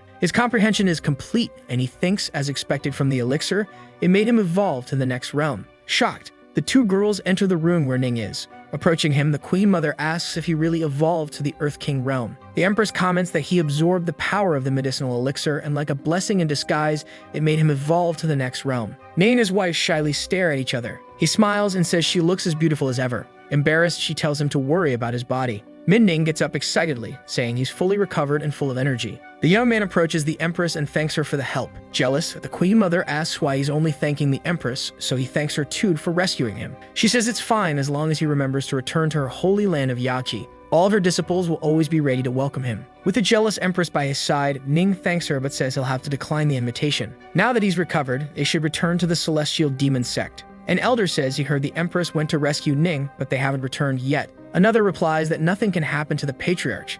He's a treasure. Suddenly, a great light falls from the sky. It's the Empress returning. Clinging to her is Ning, and the girl tells him he can let go now. Ning asks if she couldn't have teleported. Why did they fly like that in such a terrifying way? She says she could, but he would have died during a teleportation. Embarrassed, Ning thanks her for being so considerate of him. The disciples start crying and shouting with joy that the Patriarch is alive and well. They don't know what they would do without Ning. The young man is startled. Suddenly, someone appears. It's a severely injured man who tells the Empress and the Patriarch that the Celestial Wind City was massacred. Everyone is shocked and wants to know who committed such an atrocity. Someone yells that the man is gravely wounded and needs immediate care. While the elder holds him, he asks them to call a doctor. Ning steps forward and says he can save him. The elder master says that while the Patriarch is skilled in cultivation, when it comes to healing, he should let a doctor handle it. However, Ning says he can bring someone back to life, so he can definitely heal a lesser wound. The Empress asks the great elder to lay the man down. With the man lying down, Ning uses his power to heal him. He pulls out a musical instrument to use. The disciples are impressed, and so is the Empress,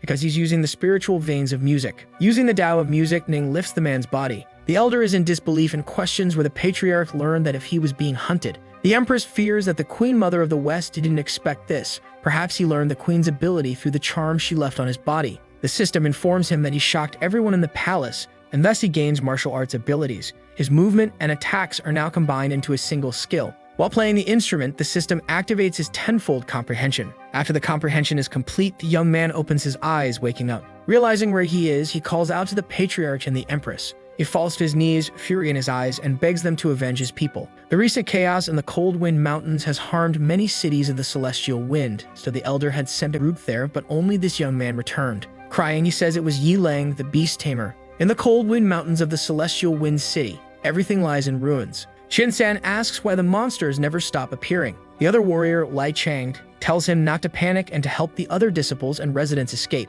Atop a giant beast appears Yi Lang, beast tamer of the Righteous Alliance. He says with all due respect that everyone there that day will meet their end. Then he commands his beasts to attack the warriors.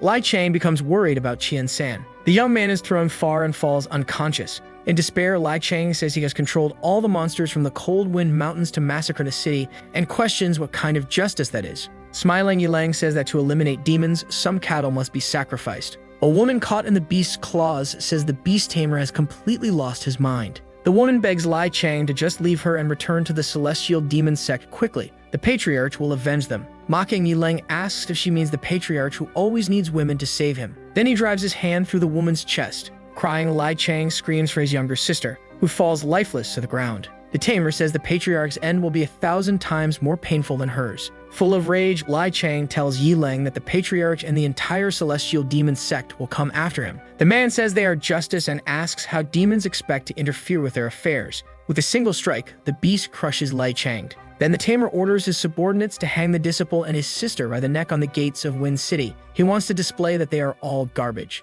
When Tian-san regained consciousness, the whole city was already in ruins. He finishes telling the story of crying that Chang's body was hung on the city gate. The Elder Master says that Tamer is cruel and despicable if he believes there are no survivors left in the sect. He shouts for the Empress to give him the order so he can gather his men and destroy that man immediately. Ning says they must wait, as it might not be so simple, but the Elder asks how the Patriarch can let them escape like this and if he is afraid. He says he is not afraid, but the Beast Tamer's sect is part of the Righteous Alliance and their leader is an immortal emperor, not weaker than the Empress. If they go on a massacre, the Righteous Alliance will retaliate against them and the Beast Tamer's sect will suffer no consequences. The Elder shouts, asking what they should do then. Another asks if they have no way to get revenge. Calmly, Ning says that revenge will be achieved, but not by those means. Interested, the Empress asks what his idea is. He says they should repay in kind, let the disciples of the same generation go for experience. If they eliminate all the Beast Tamer sect's disciples, there will be no one left to retaliate. Worried, the Elder says Yilang is number one in his sect, extremely powerful.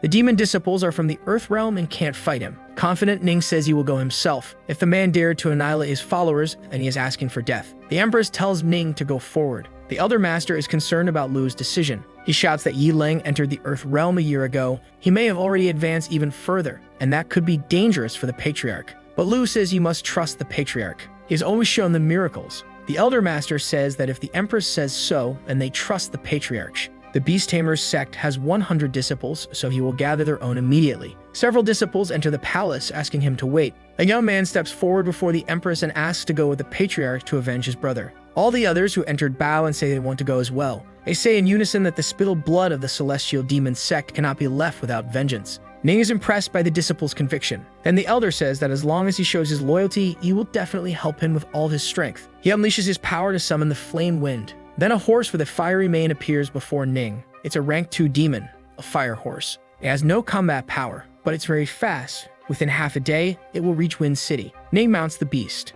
Then he tells everyone to follow him to Celestial Wind City. They will make those villains pay for the blood they shed. Everyone shouts excitedly that it will be blood for blood. At the Cold Wind Mountain, the disciples of the Celestial Demon sect approach. One of them informs the Patriarch they are near the city. Ning asks if that is the Cold Wind Mountain. They confirm and tell him it's massive. They are on its outskirts. The group halts, and something catches Ning's attention. He notices there aren't just animal footprints, but also human ones with bloodstains mixed in. It must be the Beast Tamer's sect. One of the disciples complains that the smell of blood is strong. Ning says the smell must be coming from Celestial Wind City. The Patriarch also notices that the scent coming from the city is starting to attract creatures from the Cold Wind Mountains. Worried that the Patriarch might get hurt, the disciple steps in front of him and says to move forward while he holds off the monsters. Ignoring him, Ming advances and says the beasts are only rank 1, so he'll use them to test his new abilities. He prepares to unleash his power on the creatures. Then he releases the Celestial Sonic Slash. All the monsters are instantly sliced in half. Impressed, the disciples comment on how strong Ming is. He can not only save, but also annihilate. Calmly, Ning tells them to move forward, and the system informs him that he shocked Lai Changxing and the group. His cultivation aura increased by 100. When they reach the city gate, Lai Changxing calls for Ning to show him the bodies hanging there. It's his elder brother Lai Chang and his sister Tao. Ning casts his magic to cut the ropes suspending the two. Head down, Lai Changxing takes Tao's body and Lai Chang's head. Ning watches the scene closely. Then a piece of paper falls from Tao's hand. Without thinking twice, Ning picks it up to read. It's a note saying she hopes the Patriarch meets her at the moonlit cliff to cultivate when he returns. Furious, Ning tells Lai Changxing to gather his men and wipe out all the beasts in the city and wear down the survivors. He also asks for a proper burial for the dead. There are many in the Beast Tamer's sect, but as long as he follows the trail of blood, he'll find them. Ning leaves, saying he'll return soon. The disciples try to call them back, but he uses the Water Dragon's step to disappear. Elsewhere, a sect member says they managed to wipe out many from the demon sect. Another mocks that the victims foolishly believe the Patriarch would show up.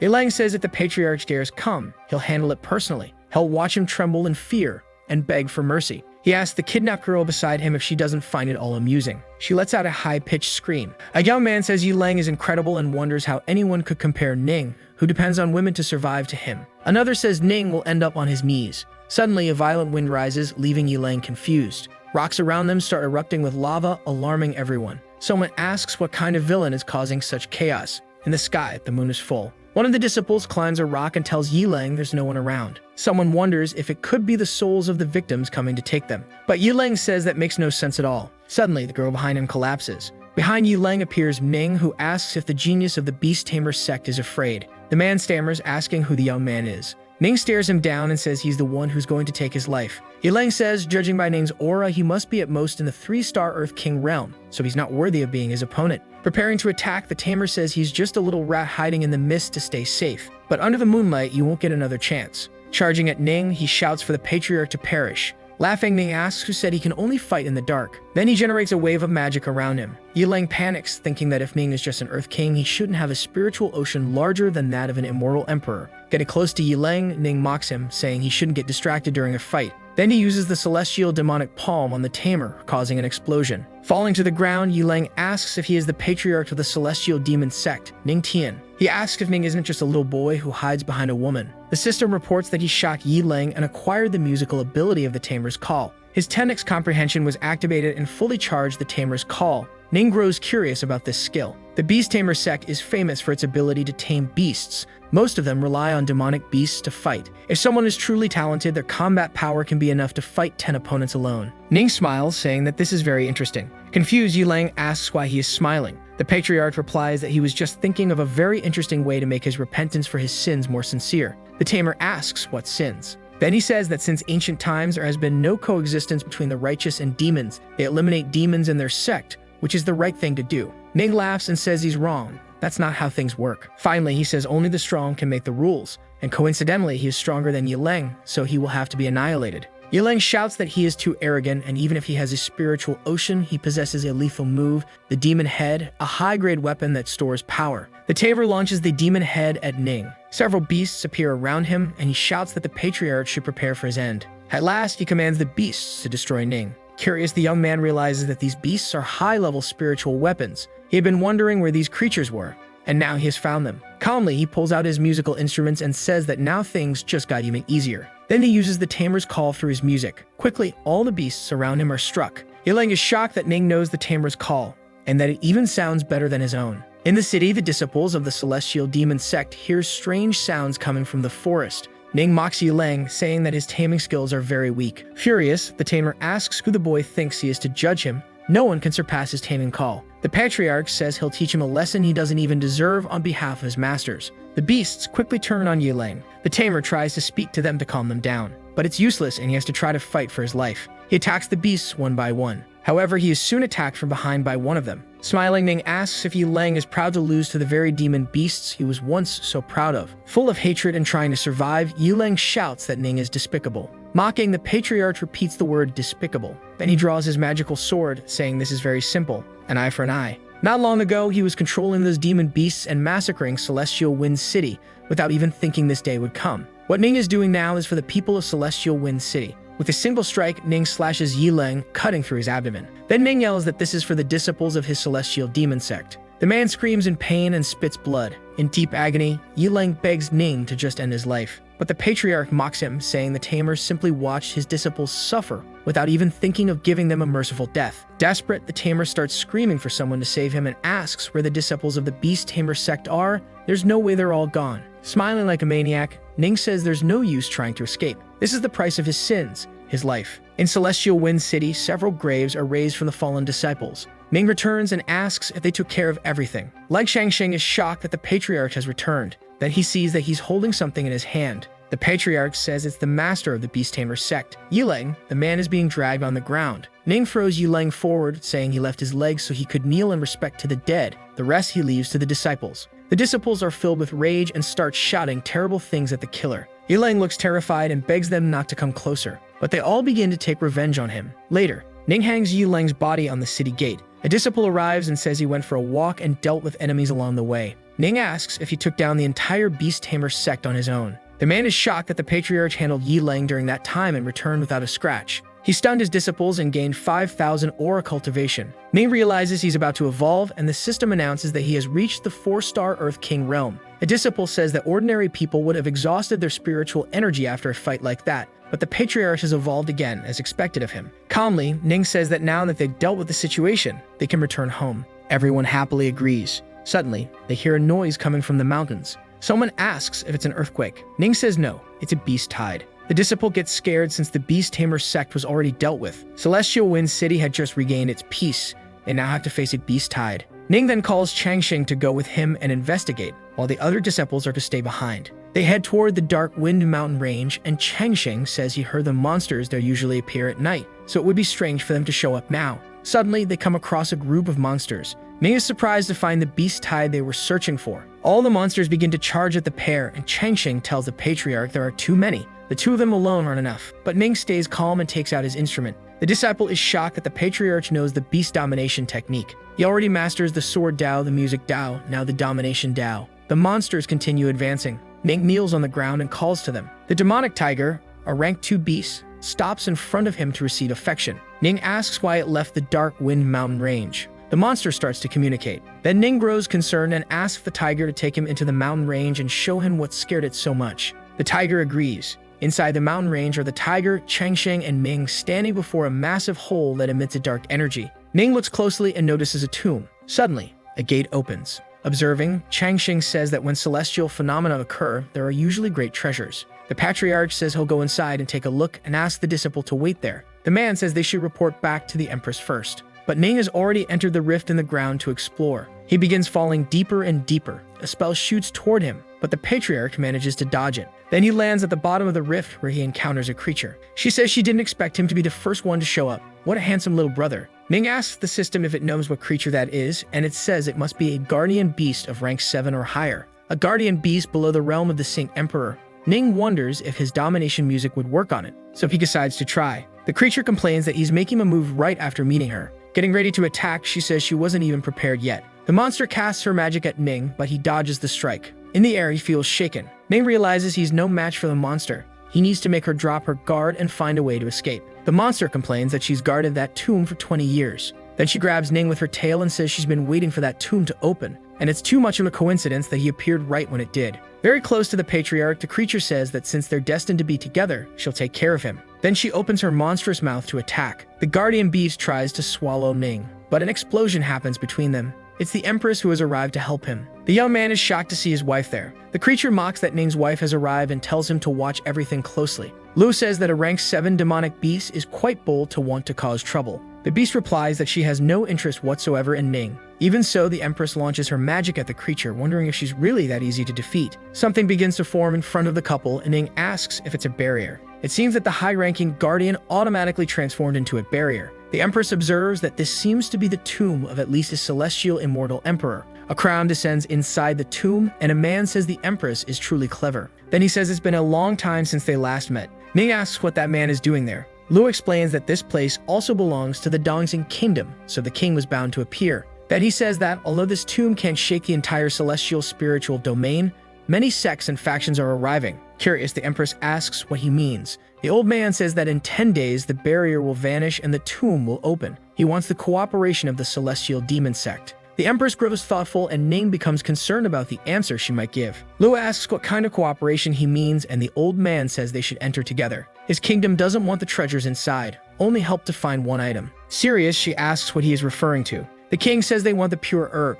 It can help heal his son's wounds. It only grows in specific places, and there should be some inside that tomb. Ning comments that the king has many talented people with him, so he asks why he needs help from the celestial demon sect. The old man says there are unwritten laws in the celestial spiritual domain. To balance great powers, someone from the immortal emperor realm cannot get involved. On the day the tomb opens, all the masters will send their people. There's no way to avoid a fight. The king wants to use the demon sect to strike his enemies. Then Ning tells King Lin that he can't help his son. On the day of his wedding with the Empress, there was no etiquette or courtesy, no word or skill. The other men with the king reflect on how bold the patriarch is for scolding him. While the king fills with rage, Ning says that if he loses patience, there will be no chance of receiving help. Thus, King Lin realizes what he must do. Smiling, he asks if Ning is still offended by the previous incident and apologizes for his son being ignorant toward the patriarch and the Empress. Lu and Ming are shocked, neither expected the king to apologize. All of his followers are also left speechless by the event. Ning reflects that it's hard to fight someone who smiles at you and he'll need to find another path. But before he can take the lead again, the Empress says there's no need for apologies and she has no interest in that cooperation. Lin is offended, as he was using all of his sincerity. Lu says that the Celestial Demon Sect doesn't need any cooperation and can handle everything alone. Other people might just drag the group down. Furious, the king says it seems the Demon Sect will become his enemy, and Lu shouldn't regret her decisions in the future. At first, he was hesitant about the cooperation sent by the Righteous Alliance. Now it seems they must use their power to teach that couple a lesson. As the kingdom's members leave, Ning asks if the Empress was trying to take advantage. The Empress comments that he didn't seem to want that cooperation, but he kept stalling the king. She approaches him and says that if he wants to say no to something, he should just say it. No need to beat around the bush. She will always support him. He lifts her in his arms and says he was touched by her words, so he's going to reward her. The couple heads to a hot spring lake and the Empress asks how he knew that was there. Ning says he saw it when he jumped from the mountain. When he visited the spring earlier, he thought he should come back with her. Even if it's not the immortal spring, it's still an incredible experience. Lu says she asked him to come here to strengthen his body, not to do this kind of thing. He asks what she means. Does his wife think he's not strong enough right now? She replies that either way, he should stay there for a few days until the tomb opens. She'll send the Supreme Elder to watch over him, and Ming asks about her. Even though the king has twisted intentions, he's right. If that's not the Great Emperor's tomb, immortal emperors can't get involved. Ning says he understands and tells his wife not to worry. He'll make sure their sect stands at the top. The Empress thanks him. Then he says Lu should show a little sincerity since there are still a few days until the tomb opens. She asks what he means by that. Ming says he means her husband is very tired and needs to eat something before beginning exploration. The Empress replies that then they should take care of that. Then she asks how hungry he is. 10 days later, someone asks where that monster ran off to. The Guardian, full of hatred, curses the humans and says she didn't expect that thing to appear just 10 days later, right when the barrier was broken. Something strikes the creature, and it screams in agony. An elder, Qin Feng from the Righteous Alliance, yells for them to use more force. They want to eliminate the serpent demon that very day. The beast is defeated and cries out in pain. One of them asks why they're trying to kill it when they could simply tame it. The elder replies that the Righteous Alliance eradicates monsters. The leader of Celestial Island, Chan Bao, says that monster was guarding the tomb,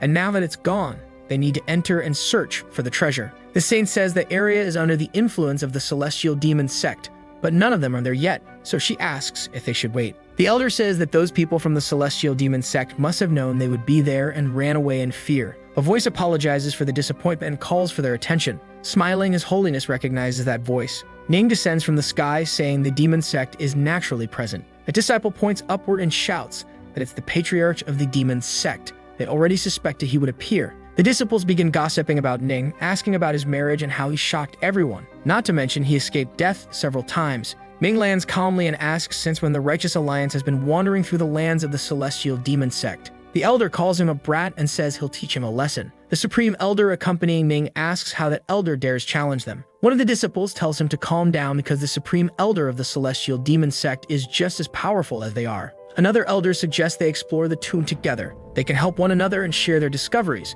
The group agrees. Angry at Ning, the elder thinks that if he ever gets his hands on him, he'll destroy him. Ming asks who the other men present are. His Holiness replies that they are members of the sacred land of Tianbao and the Heaven Sect, several heavenly sons and elders. Ming says he's heard of the Heaven Celestial Sect before, but it's the first time he's heard of those lands. Then he asks if they're rich or something. Thinking the Patriarch is joking, His Holiness doesn't respond and says the Righteous Alliance is very sensitive. Ning just embarrassed them in front of everyone. The young man thanks His Holiness for the warning and says everything will be fine. Sometime later, everyone is standing in front of the tomb's gate. The elder glares at Ning in anger. Then he tells a boy beside him to push the gate and open it. The frightened boy says there might be a trap on the other side. Even so, the man doesn't seem to care and says that the boy is an elder from the martial arts sect he's used to treasure hunting. Ning thinks that elder is just trying to use smaller sects like his pawns. The boy goes up to the gate to open it, but as soon as he touches it, he feels unbearable pain and screams. The gate opens and a black magic pours out from inside. Smiling, the boy says the gate opened after all.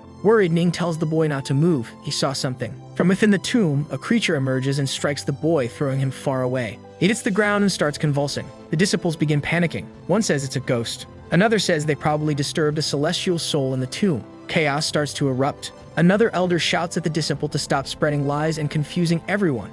It's no surprise that tombs have traps. Ning hears the sound of a flute. Someone says no one else heard anything. How could Ning have heard a sound? One of the disciples says that although the legendary patriarch has done many incredible things, he's still only in the Earth King realm and shouldn't be able to detect something like that. Someone else interrupts, saying the patriarch is right. There really is the sound of a flute. His Holiness identifies it as the formation of the sound of death. She's read in ancient texts that this is an extremely violent formation. Once it begins, it doesn't stop until the energy fueling it runs out. Considering that His Holiness has knowledge of the Tao of music, they conclude that she must be correct and Ning truly did hear the flute. A man says the boy was annihilated after pushing the gate, so the mechanism must be in the gate itself. Therefore, to enter, it must be destroyed. Calmly, His Holiness tells them not to worry. The celestial land of Yaki is versed in the art of sound breaking, and she only needs sufficient aura. She needs one more person to cooperate with her to perform the art. Ning asks if she's referring to him. Someone comments that there's no way to know what else is hidden in that tomb. An elder says that as long as they can send energy, they'll be able to destroy the formation easily.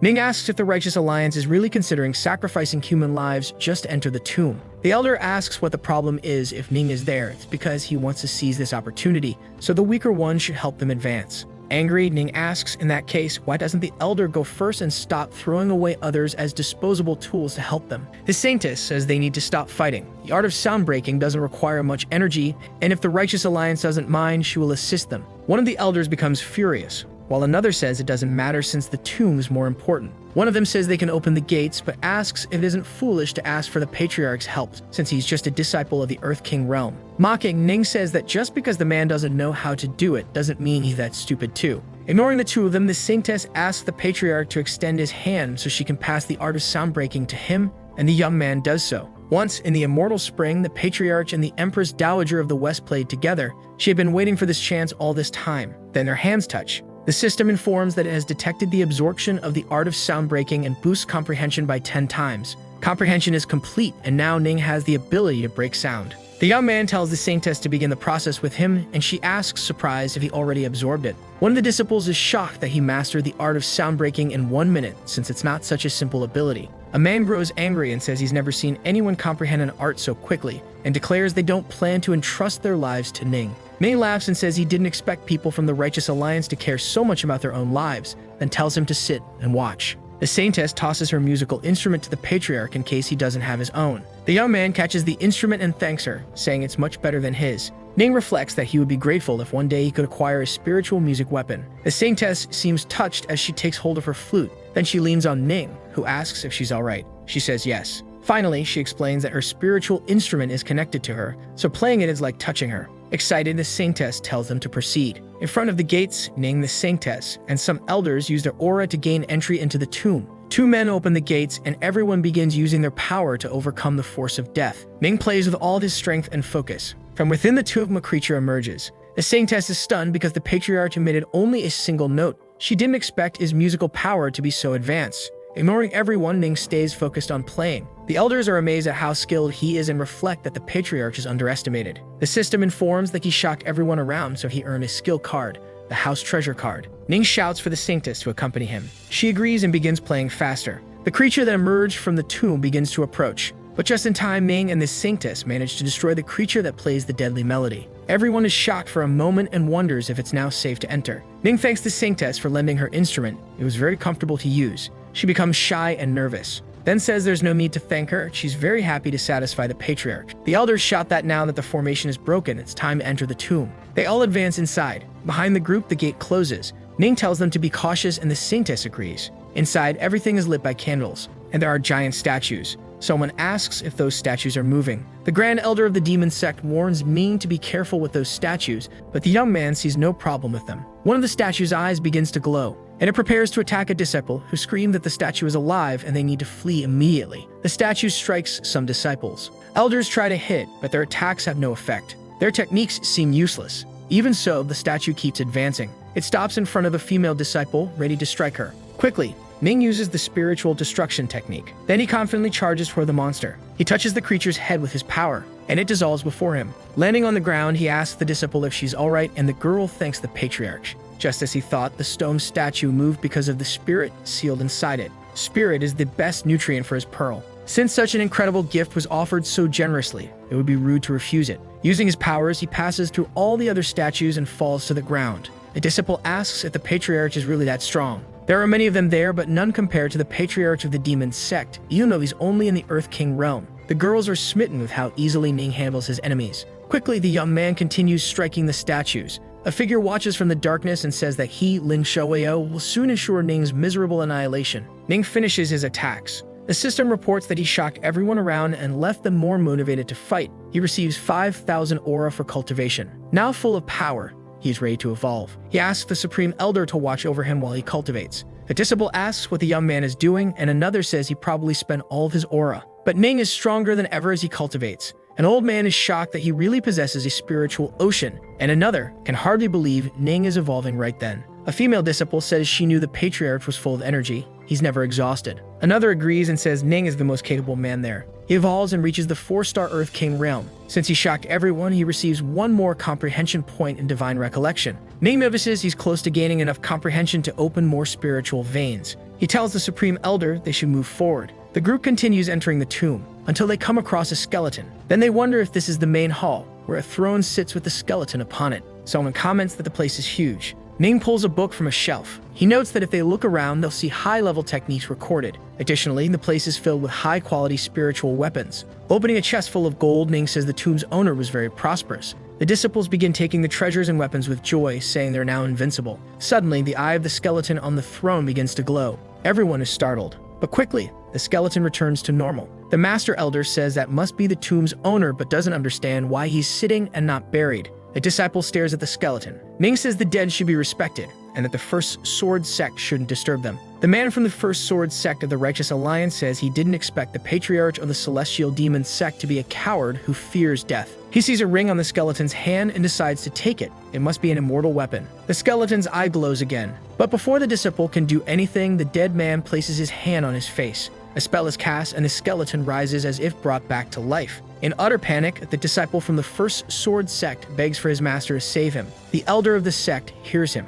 He turns and asks what's going on. When he sees the skeleton holding his disciple in the air, the elder wonders why the dead man is moving. Everyone watches the scene. One of them questions if the skeleton came back to life. An elder woman asks another if that's his disciple. Someone shouts that he's an idiot for letting his disciple do that. He wants to destroy everyone. Ning says there are treasures in front of them. Of course, someone greedy would appear. The elder is confused about which treasure they're talking about. The skeleton is wearing a ring. It's a storage ring. An old man says the spiritual storage weapon must be hiding the tomb's treasures within it. The elder is furious that his disciple tried to take something so valuable for himself without telling him. He then charges toward the boy, saying his master is coming to save him. In his mind, he thinks that ring belongs to him. As he gets close to the skeleton, he says he's going to finish it off and won't leave even its bones behind. But when he tries to strike the skeleton, he hits a force field that acts as a shield. His sword shatters completely, leaving him shocked. The elder wonders how his spiritual weapon could break. Then the skeleton stretches its hand toward him. With a single move, it throws him to the ground far away. It then continues attacking, absorbing his soul.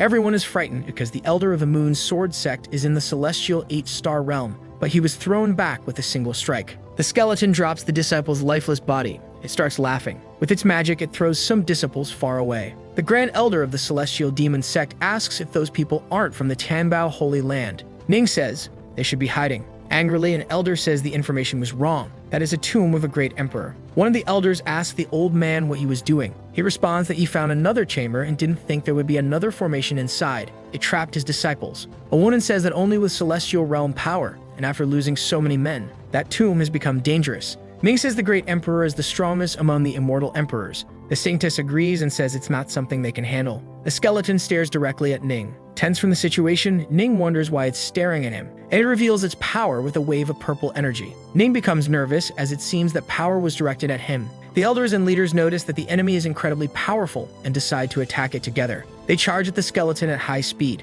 but the undead raises its finger and uses its magic. The elder of the Celestial Demon Sect shouts that the skeleton has immense power. The creature laughs at those trying to fight it. All the disciples fall to their knees before it. Desperate, Ning uses his divine recollection. A dragon takes form and a young man begins to scream. Then he commands his mighty dragon to charge at the skeleton. An elder comments that he didn't expect the Earth King Realm Patriarch to be able to summon the spirit of battle. They all gather again and shout that they can't fall behind. They decide to help Ning. They use all their strength to attack, but the skeleton ends up suppressing their powers. Ming says he doesn't know its full plan, but he knows the creature doesn't intend to eliminate them immediately. The skeleton uses magic from its ring. Suddenly, a girl appears in front of Ning. She approaches and says she thinks he's very clever and that she likes him. Owen screams that the girl is a monster and is toying with him. Smiling, the girl welcomes everyone to her tomb. Everyone is shocked that the girl is the tomb's owner. She looks just like a child. Ning is surprised that she called them challengers instead of thieves, so this is no ordinary tomb. Either the tomb is a trap and she was waiting for them, or something much deeper is going on. Saintess Yokakse introduces herself to the girl. The girl asks if she's from the Holy Land of Yaki and says she didn't expect a new saintess to appear so soon after Yogzuan. The elder woman is shocked that the girl called the Grand Saintess by her name and wonders if she is the third great sage. Ning quietly asks the saintess what this third great sage means. She explains that the great sage and the Grand Saintess were two powerful figures in the same generation, very close to each other. Then she asks if the girl is the one who left with the Grand Saintess 300 years ago to become a god. If the saintess fell, the sage should have fallen too. The girl scoffs, saying she obviously still looks alive. The elder tries to explain. Smiling, the girl asks what this so-called path to godhood is and says it's better to call it the path to destruction. Everyone who tries it ends up falling. Since they are descendants of the saintess, she won't allow them to walk that path of no return. She will stop it. All the emperors have fallen. Ning asks what that means, and the girl says it's best to end this once and for all. Ning becomes nervous, as it seems that ancient monster is trying to attack them. The enemy is truly powerful. Even the elders have fallen into its trap. It's better to risk everything and escape. Then Ning lets out a shout and begins laughing like a maniac. The girl asks what he's laughing at and thinks he's just an unstable disciple. Ming says that what the girl said is absolutely wrong. Furious, she asks if he dares say she's wrong. Someone from the celestial demon sect warns the patriarch not to anger the third great sage. She is as strong as the Empress. Ning says that if she claims those who walk the Tao are going against nature, it makes no sense that she didn't follow along with the Grand Saintess. Enraged, she calls him a brat and complains that he speaks with such arrogance. Then laughing, she says it's incredible, he's like a great emperor. Ning is shocked that she would call him a great emperor. As expected of Ning, he is capable of affecting the third great sage. She descends and says he impressed her, so she'll give him the chance to prove his mortal body. Ning is startled. Then she touches his forehead with her finger. Afterwards, she tells him not to blame her. She's surprised and says not everyone comes across something so incredible. Inside Ning, she encounters the spiritual thunder dragon Veen. That dragon is the true god. The girl says she only wanted to take a look, but she doesn't want to stress him out. The dragon charges toward her. The girl quickly backs away from Ning and says that boy is very dangerous. He doesn't just have a strong physical body, but his spiritual veins could also lead to immense power. The system announces that he has managed to shock the third great sage and receive the mind-reading card, which allows him to hear people's thoughts for 1 hour. The girl says his physique is very good, but it seems that her opportunity is not suited for him. Ming says her apologies are acceptable, and the girl tells him to shut up and maintain his posture. Then she flies back toward the skeleton. She explains that 300 years ago she was severely wounded, and only a thread of her spirit remained. That tomb is simply her final legacy. A shocked elder woman asks if that is the inheritance of the third great stage. A disciple comments that this is a great opportunity. She explains further, saying what they just experienced was only the first round of the great trial. Those who couldn't handle it have already lost. And there's only one possible outcome for the losers: death. Then she casts her magic against those who failed. They all turn into dark stains, frightening the others. She then says the trial must continue and reminds them that only those who leave there alive will earn her inheritance. Ning reflects on how wicked she is. The girl says that the children of the Holy Land of Yaki should wait. This inheritance isn't suitable for them. She releases an older elder woman. The lady thanks the girl, but inwardly thinks it's best not to get involved in all of this. The disciples whisper about how strange it is that she gives special treatment to some. His Holiness, worried, says she has another friend there. Looking at Ning, she begins to say something. Smiling, the girl asks what he is to her. Is he her husband, or is she in love with him? His Holiness says he's not her husband or anything like that. In fact, he's the husband of the Empress of the Celestial Demon Sect. With a sparkle in her eyes, the girl says he's very young and the only one with a real heart, but he has a very powerful wife. Ning tells His Holiness that she doesn't need to save him. Then he says he's genuinely interested in the inheritance of the third great sage. Laughing loudly, the girl says that's great. With that inheritance, his body will be drastically enhanced. Then she announces the second stage. The skeleton descends from above to the ground while the girl shouts that it's beginning. Portals begin to open, and one of the disciples asks what that is. She says those are the gates. If they enter the golden gate, they will live. If they enter the black gate, they will perish. And if they enter the purple gate, they will be trapped in nightmares. The girl asks them to choose. One of the disciples asks if there's really a choice. He says it's obvious they'll choose to live, as there's no difference between death and being trapped in nightmares. Together, everyone decides to enter the Golden Gate to live. Ning thinks it's clearly a trap, but he can't figure out what the trick is, so he asks the system to use the mind-reading card. The card is activated with a 1-hour usage limit. The girl reflects on life and death, how death is also a form of living, and how it's not so easy to escape it. So it doesn't matter which gate they choose, life or death, both will lead to the same end. Only the third gate offers a way to escape, so Ning walks toward the purple gate. The girl thinks about Ning's choice. She finds it interesting. The young man passes through the gate. Inside, he smells blood and smoke. It's Celestial Wind City. A wounded man, pierced through, begs the patriarchs to avenge them. Ning hears a scream. It's a girl begging the patriarchs to save her, but the tamer is holding her and says all the men of the celestial demonic sect are useless. Furious, Ning grabs him by the shirt. That he doesn't throw him against the wall. The tamer starts smiling and asks if Ning is trying to avenge his disciples. He's enraged and says he can handle the tamer. Yuleng tells him to annihilate him or else he'll wipe out his entire sect. Around Ning, several silhouettes appear and urge him to end the tamer's life. Ning feels filled with fury. He wants to avenge his people and end it all. Once he starts killing, he'll be trapped. A huge yellow light appears in front of Ning and the tamer vanishes. The boy comments that he was already dead, so he shouldn't have to go through that again. Suddenly,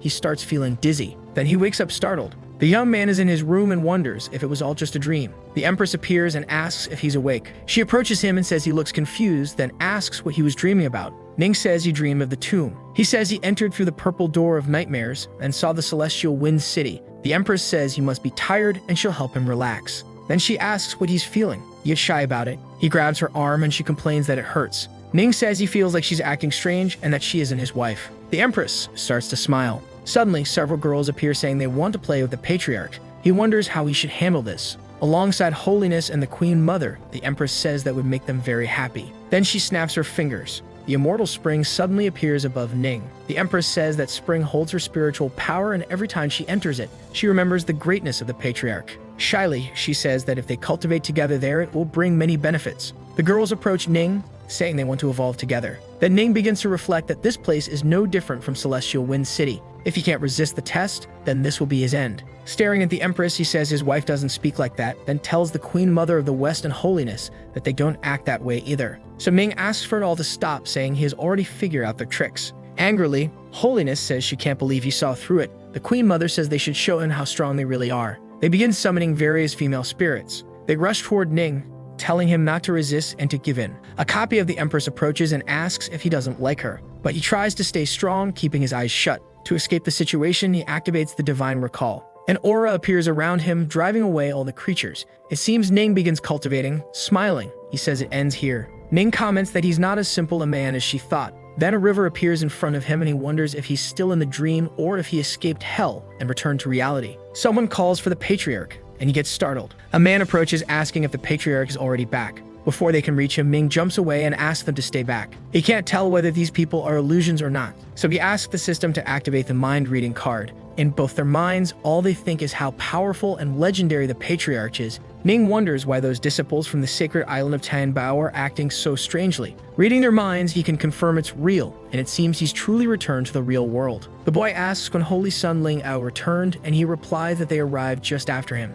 Ning is confused, his eyebrows furrowed, wondering how they went through the purple door and what dream they experienced. But the young man seems puzzled about this talk of dreams. In disbelief, Ning says it's impossible that they went through the door of life, and the boy confirms that's exactly what they did, and explains that after entering the door, they encountered several evil spirits and ended up there after defeating them. Furious, Ning realizes he was deceived. The system asks him to stay calm, since it's not his fault. Most likely, the third great sage was thinking about something else. Ning realizes it seems the girl is taking advantage of people, making the challenge hard to predict. The young man asks if the patriarch went through the purple gate, and Ming confirms. All the disciples are shocked. They then wonder if a dream created by the great emperor was overcome by the patriarch, since others also chose the purple gate but haven't returned yet. The system informs that he astonished everyone, so his earth martial arts ranking has increased and he received the shadow of sword stroke. The host physique evolves, leaving Ming shocked, but this time the evolution isn't as intense, likely because it wasn't through cultivation. The system reports Ning's current data.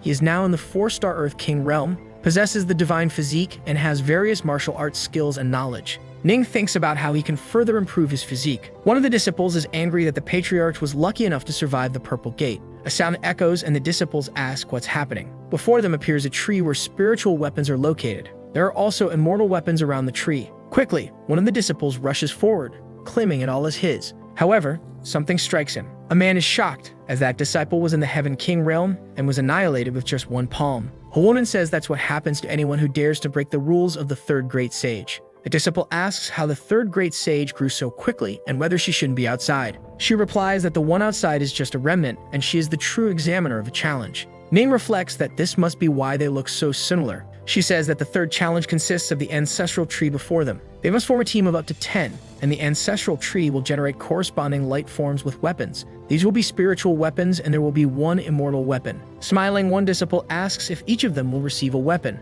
Another says that if they're lucky, they might get the immortal weapon. Within a short span of time, only the one who attains the immortal weapon will survive. The disciples start to grow outraged, questioning whether those who don't get the immortal weapon will die, meaning 9 people per group. Ning comments that this means the path to becoming a god is to destroy the path of emperors. Interested, the girl asks if he noticed something. She then says the battle to become a god was fought by many strong cultivators, one after another. Some barely made it to the battlefield to try. Now she's trying to recreate that battle. It's simply the path to godhood transformed into this immortal weapon. The distance to the tree is short, but so is the time. She imagines there's something else waiting in the lake and that it should be interesting. Plus, she'll get to see them annihilate each other. The woman laughs and says the boy made her like him even more. That's why the third stage will start with him. She casts her magic over all the disciples. She notes that there are 6 disciples from the Righteous Alliance and 3 strong celestial cultivators, likely filled with ill intent, so caution is necessary. One of the disciples looks at Ning and says he is destined to die by his hand that day. Watching everything, the woman says there are 3 more things she'd like to remind them.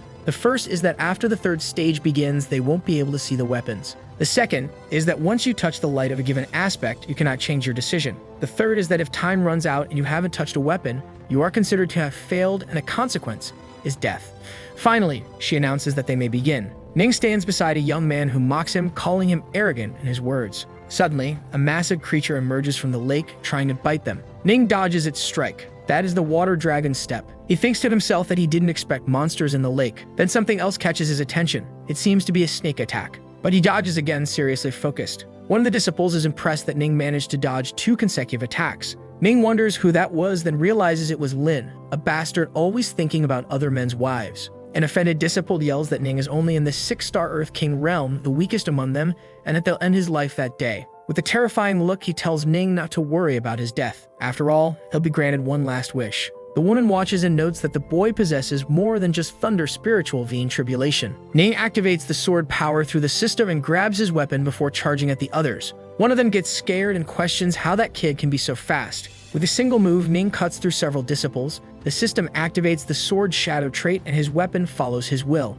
Everyone Ning passed falls lifeless. A man is shocked by how Ning managed to eliminate 5 people in an instant. With red eyes appearing behind the man, Ning asks how he can lose his composure in the middle of a battle. He also uses the celestial demonic palm. The enemy is quickly launched into the air and falls into the mouth of a monster that emerged from the lake. He is swallowed alive. From the ground, disciples watch in awe at how strong Ning is and how he managed to take down 6 people in the blink of an eye. Ning realizes that this small battle took a long time, and now many have already chosen their weapons. So he asks the system to activate his treasure hunt card, and charges at high speed using the spell that lasts for 1 hour. A man approaches one of the glowing orbs. Ning concludes that he found the orb containing the immortal weapon. The man is startled. As Ning approaches one of the glowing orbs, he wonders how the boy knows it's a weapon. That kid is the patriarch of the celestial woman's sect, so he must have some trick to chase the treasures the Empress gave him. It's clear that must be the immortal weapon.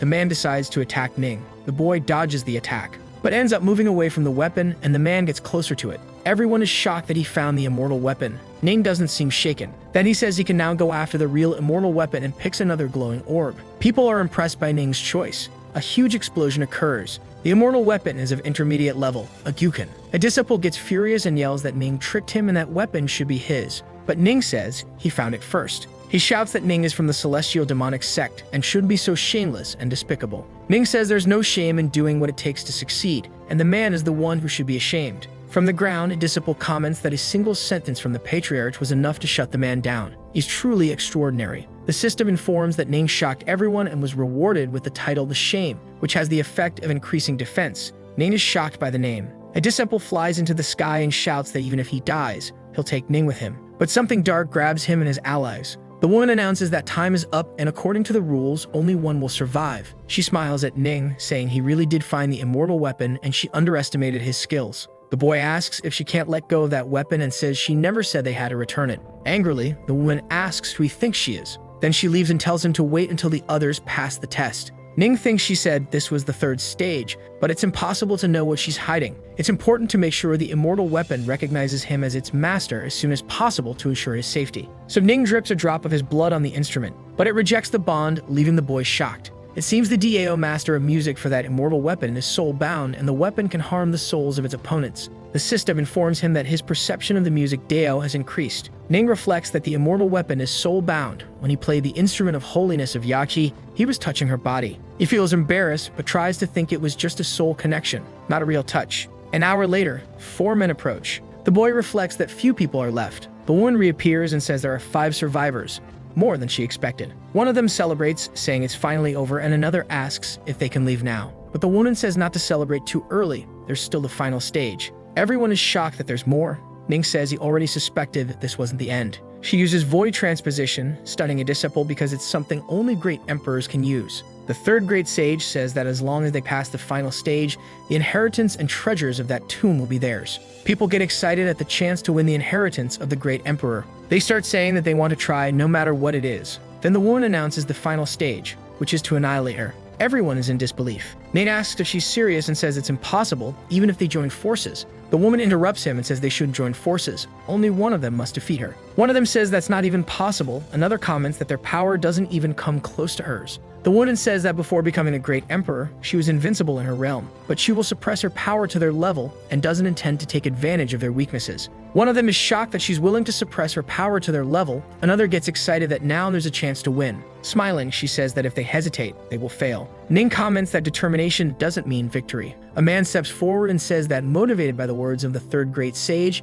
he, Liu Khan of the Heaven King realm, wishes to fight her. She says she will then suppress her power to the peak of the Heaven King realm at the age of 20 and fight him. Ning says to the system that she's not much older than he is, but she's at the peak of the Heaven King realm, so he questions why he's only in the 4-star Earth King realm. The system explains that age means nothing. It has never seen anyone else rise 4 realms in just a few months like Ning has. Liu Kun charges at the woman. When he tries to attack her, she dodges and he comments that she's very fast. But the girl, smiling, says that he is the one who's too slow. She kicks him in the back, then throws him far with her power. The man lies on the ground, unresponsive. One of the disciples comments that she defeated a warrior of the same level with a single strike. Calling her invincible in the realm is no exaggeration. Ning notices that she uses the DAO of the palm. He hadn't expected the third great sage to have reached and mastered the Heaven King realm. Then she asks who will be next, and the men look at her worried. One of them shouts that he can't do this or he'll end up dead. Ning says he'd like to fight and steps forward. The woman laughs and says she's been waiting for this moment for a long time. A man shouts that she's using the palm strike. Even in the Earth King realm, she's very strong. She asks Ning if he can withstand it as she launches her attack. The young man says she may know how to be invincible within the realm,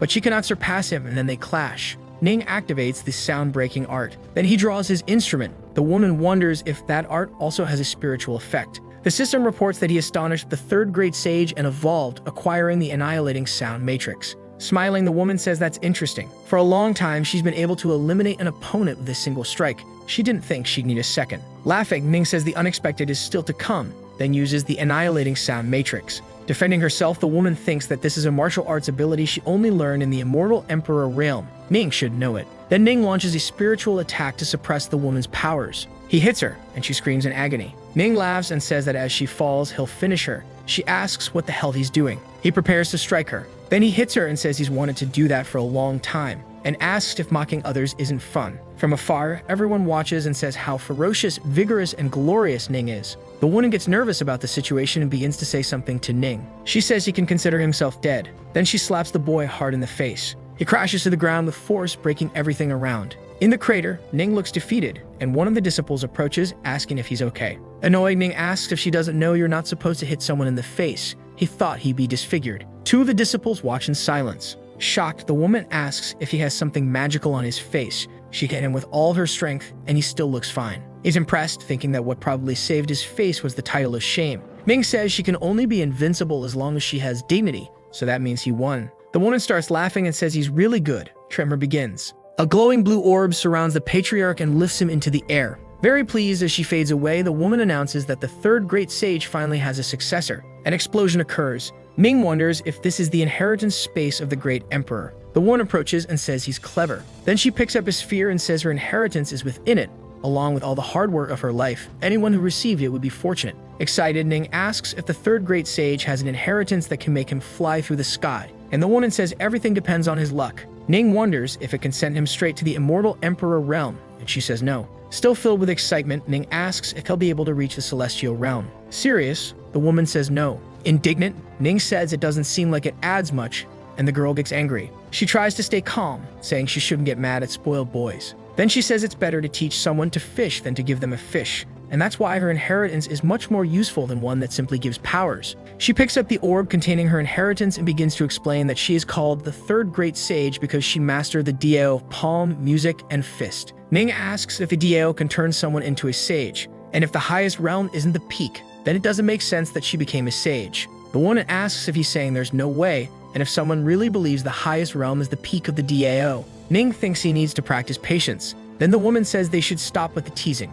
She says the realm of the great emperor is truly the peak, but it's also the level of the sage, and for those in the god realm, even greater levels exist. Ning thinks that's how things are when competing against an opponent of the same level. The comparison isn't just an aura, but also an understanding. He asks the woman if after becoming a great emperor, she was able to comprehend the level of wisdom. The woman replies yes, and within is her knowledge of the Dio of palm and fist. Then she tells Ming to see how much she can understand. Curious, the boy asks about her Dio of music.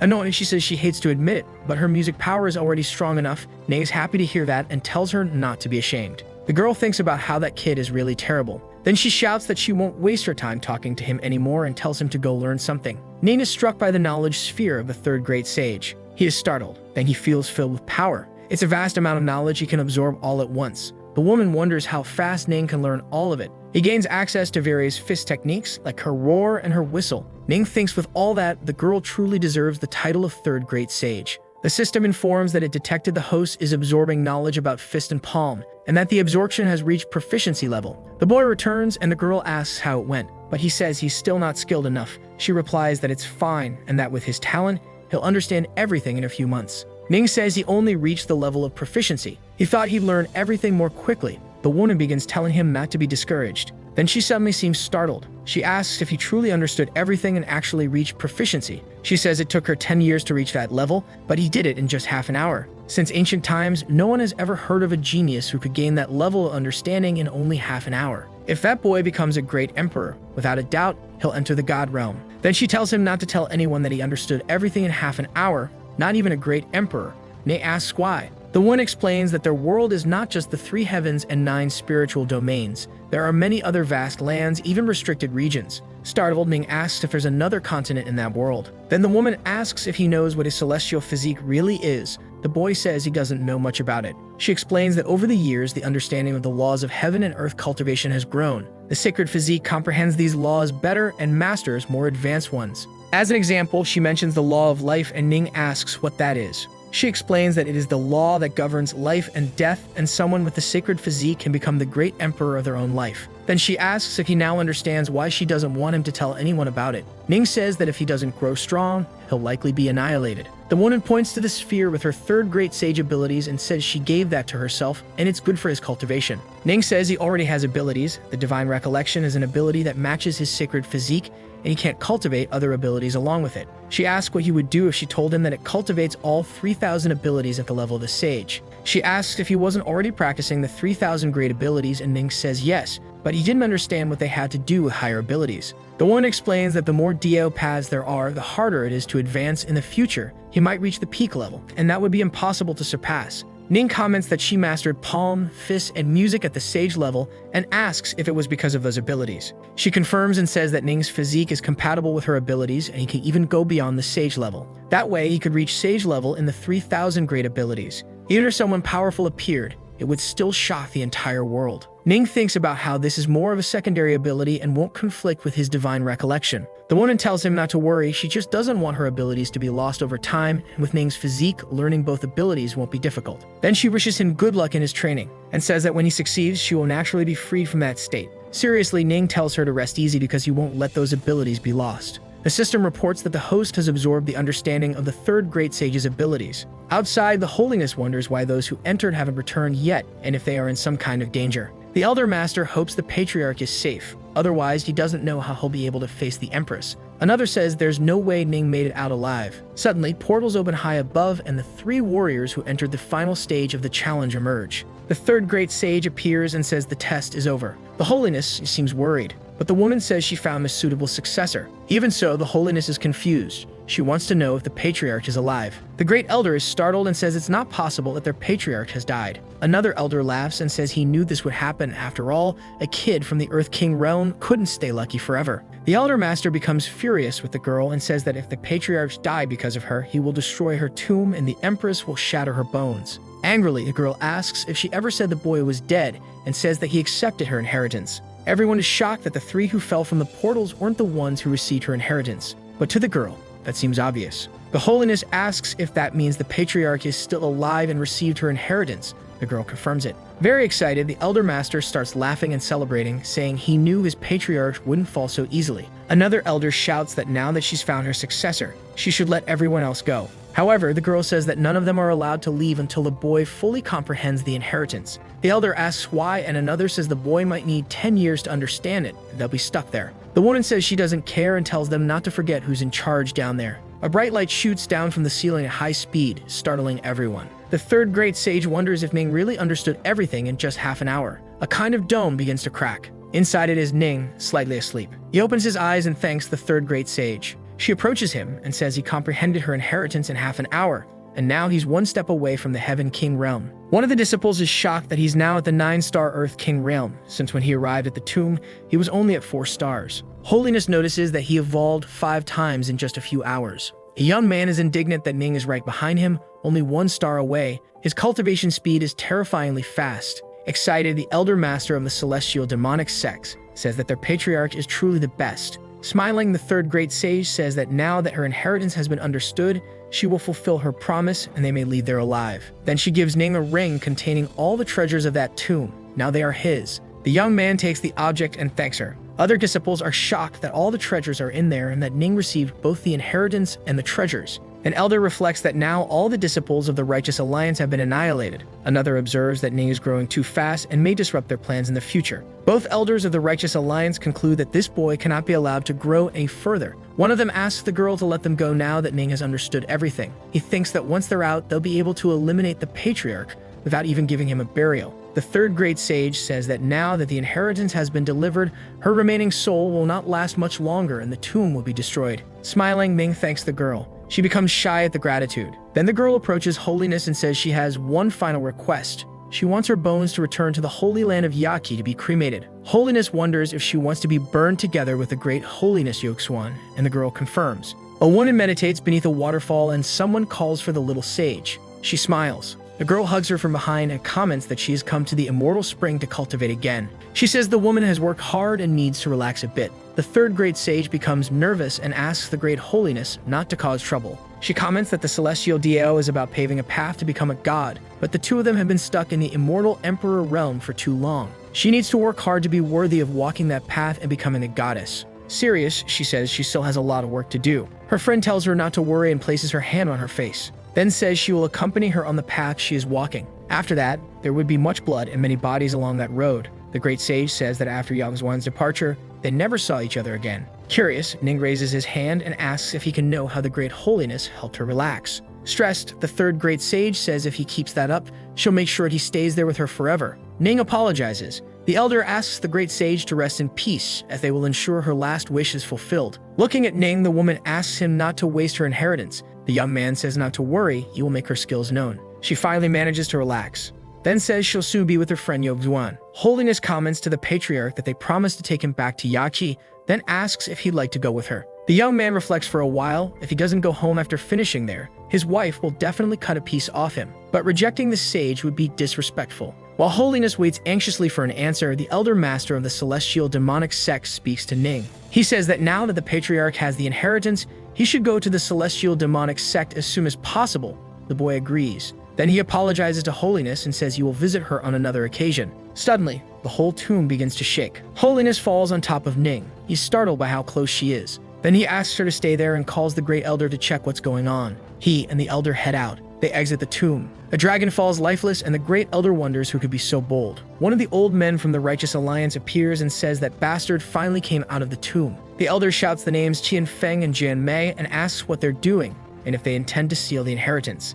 The man says he wants not only the inheritance, but also his life. The Great Elder asks if it's just the two of them and says they'll see if they can escape. The old man says the Elder is indeed very strong, close to the immortal Emperor realm, but they won't be his only opponents. Behind the duo, a young man appears. He is the leader of the first sword sect, the Sword of Benevolence. The young man asks how he dares speak of him. Then he unleashes his power against the Grand Elder of the Celestial Demon sect. An explosion occurs in front of Ning. The boy approaches the Grand Elder, and the old man tells the patriarch to flee, as that man is a true immortal emperor. The leader of the first sword sect looks at Ning and asks if he is the patriarch of the Celestial Demon sect. Ning is outraged at how he always runs into powerful immortal emperors. Mocking him, the man says Ning is nothing but trash from the Earth King realm. One of the old men from the Righteous Alliance laughs, saying that finally that brat is going to lose his life. The strike is about to hit Ning. A massive explosion happens. Everyone wonders what happened to the patriarch. But Ning emerges unscathed from the attack, leaving the elders confused as to how someone from the Earth King realm survived an attack from a 2-star immortal emperor. Ning asks the system if his facial defense isn't a bit too high. It confirms, but warns that if any other part of his body is hit, he will take damage. The leader of the first sword sect says it's impossible for someone from the Earth King realm to survive that. Then he unleashes his power again at Ning. The boy realizes he has to intercept the attack with his face, but it's too fast and he fears he won't make it in time. The man curses Ning, calling him a stubborn brat as he strikes. The boy is sent flying, hit hard. The Holiness arrives running and asks if the patriarch is okay. The man who attacked Ning is shocked that the boy isn't seriously injured despite being hit by his strike. Ning tells the Holiness that he's fine. The system reports that he astonished the Sword of Benevolence and was rewarded with a teleportation card. That card allows him to perform a short-distance instant movement and can be used once. The third great sage appears and asks how a mere almost emperor dares harm her hair. The man realizes this is her tomb, but says that she is no longer an empress. Since she's dead, a spirit cannot attack him. Smiling, the third great sage tells Ning to watch carefully because she will show him how to use the skills of fist and palm. She says the palm must be strong enough to move mountains and rivers, then prepares to strike. The man becomes frightened. Then the palm is unleashed upon him and he is subjected to immense suppression. He uses sword slashes against the third great sage. Their attacks clash. He panics and wonders if that is the power of a great emperor. He also questions how a mere spirit can resist. Suddenly, a light descends from the sky and a man appears. The leader of the first sword sect becomes excited that this man has arrived. The Holiness is alarmed. It's the righteous great emperor. Ning says he didn't expect to meet that old man there. The great emperor commands the lingering spirit to be dismissed. Then the third great sage begins to be pulled away. Yahello shouts that she still hasn't taken the sage to her holy land, Yachi. The third great sage says that this is a disgrace. In the end, she didn't get to be burned alongside her companion. A huge explosion occurs and Ning catches the girl in midair. She thanks him, but the boy says that's the least he could do. Unfortunately, the system gave him the teleportation card, but even if the three of them join forces, they may not be able to defeat that man. The great emperor wonders how Ning managed to save her with such low cultivation. He concludes there must be something strange about that boy. The system reports that Ning astonished the righteous emperor and received the great emperor's summoning card, which can be used once. Ning gets excited. He approaches the man, then tells the third great sage to leave it to him. The righteous emperor mocks him for being from the Earth King realm and daring to challenge him. Ning says that when the emperor is running away later, he'll understand where all that courage came from. Then he calls the system and asks it to use the great emperor's summoning card. He summons his wife, Lu Wuking, and the Queen Mother of the West. The system confirms that the card was used and he has summoned Lu and the Queen Mother. The third great sage is shocked as from the heavens descends the aura of two great empresses. The Holiness finds it familiar. Suddenly, the Empress and the Queen Mother appear in the sky. The Empress is shocked and says she was suddenly teleported. The Queen Mother says she was about to take a bath when she appeared there. The righteous Emperor is startled by this and wonders what trick that boy used to summon both of them at once. She asks him who's hurting him and the boy says it's the great Emperor. The old man is indignant. Furious, the Empress asks the righteous Emperor if it isn't highly inappropriate for him to attack someone from the Earth King realm. Trying to defend himself, the righteous Emperor tells the Queen Mother that she should remain neutral and never get involved in conflicts or choose sides. The Queen Mother tells him to think of an excuse first, and the old man says he is the great emperor, leader of the Righteous Alliance. But before he can say anything else, something surprises him. It's the Empress appearing before him, saying that it doesn't matter who he is. If he's hurting her husband, she'll destroy him. Grabbing her sword, the Empress asks if the Righteous Emperor really thinks he can provoke her celestial demonic sect with the power of his little Righteous Alliance. The old man is impressed, since her sword is an immortal weapon. He says they need to be careful, because if they fight, the entire mountain might collapse. The Empress asks why she should care about that. Shocked, Ning wonders if her sword mastery has reached the level of wisdom. The third great sage tells him to watch the fight carefully. He thinks about how his wife has never used such a powerful attack in front of him. She truly has been hiding her talent. With all her might, the Empress attacks the Righteous Emperor. He tries to defend himself. A massive explosion erupts before everyone. The Queen Mother steps forward. She pulls out her flute and begins to play. Mockingly, she says it seems Ning's wife is really angry. Then smiling, she tells Lu to be careful not to hurt her beloved husband with all that power. The Empress continues trying to strike the Emperor. Then she tells the Queen Mother not to be annoying, since she also has a purpose there. Finally, the Empress asks the Queen Mother to protect Ning, as she doesn't plan on holding back. With another movement, she continues advancing on the old man, and this time he can't defend himself. Huge shockwaves shake the sky, and Ning watches it all, thinking that one day he'll be as strong as her or even stronger. The Righteous Emperor falls to the ground defeated. He complains that the Empress started a grudge with the Righteous Alliance over a boy. Behind him, Ming says his wife is a winner, but she says that Emperor has always been afraid of death, so that probably wasn't even really him. She strikes the old man, who vanishes. It was just a shadow of the great Emperor. The men who set up the ambush for Ning start running, saying the Empress is too powerful and even defeated the Emperor. But she sees them escaping and asks where they think they're going. The Empress strikes all three, then descends in front of her husband. She approaches and asks how he's feeling. The boy says he's fine now and that she's very kind to him. While they're exchanging affection, the Queen Mother says they should stop with all the public displays of love. Then she says she was about to take a bath when the Patriarch dragged her there. The boy is shocked, and she confirms she was only wearing a towel and now wants an explanation for the situation. Ning gets nervous, unsure how to explain. He can't reveal the Great Emperor summoning card. The Empress defends her husband, saying Ming has his own methods and they shouldn't talk about it anymore. Very happy, the boy thanks his wife for helping him escape. The Queen Mother says that boy is getting more and more mysterious. Holiness asks the third great sage what's happening. She begins to fade and says she's just a lingering spirit and her future has been sealed. Desperate, Holiness tells the Queen Mother that the third great sage wished to be the one in charge alongside Great Holiness Yogzuan. They must take her quickly. Sadly, the Queen Mother says they are too far from their land and the third great sage wouldn't survive the journey.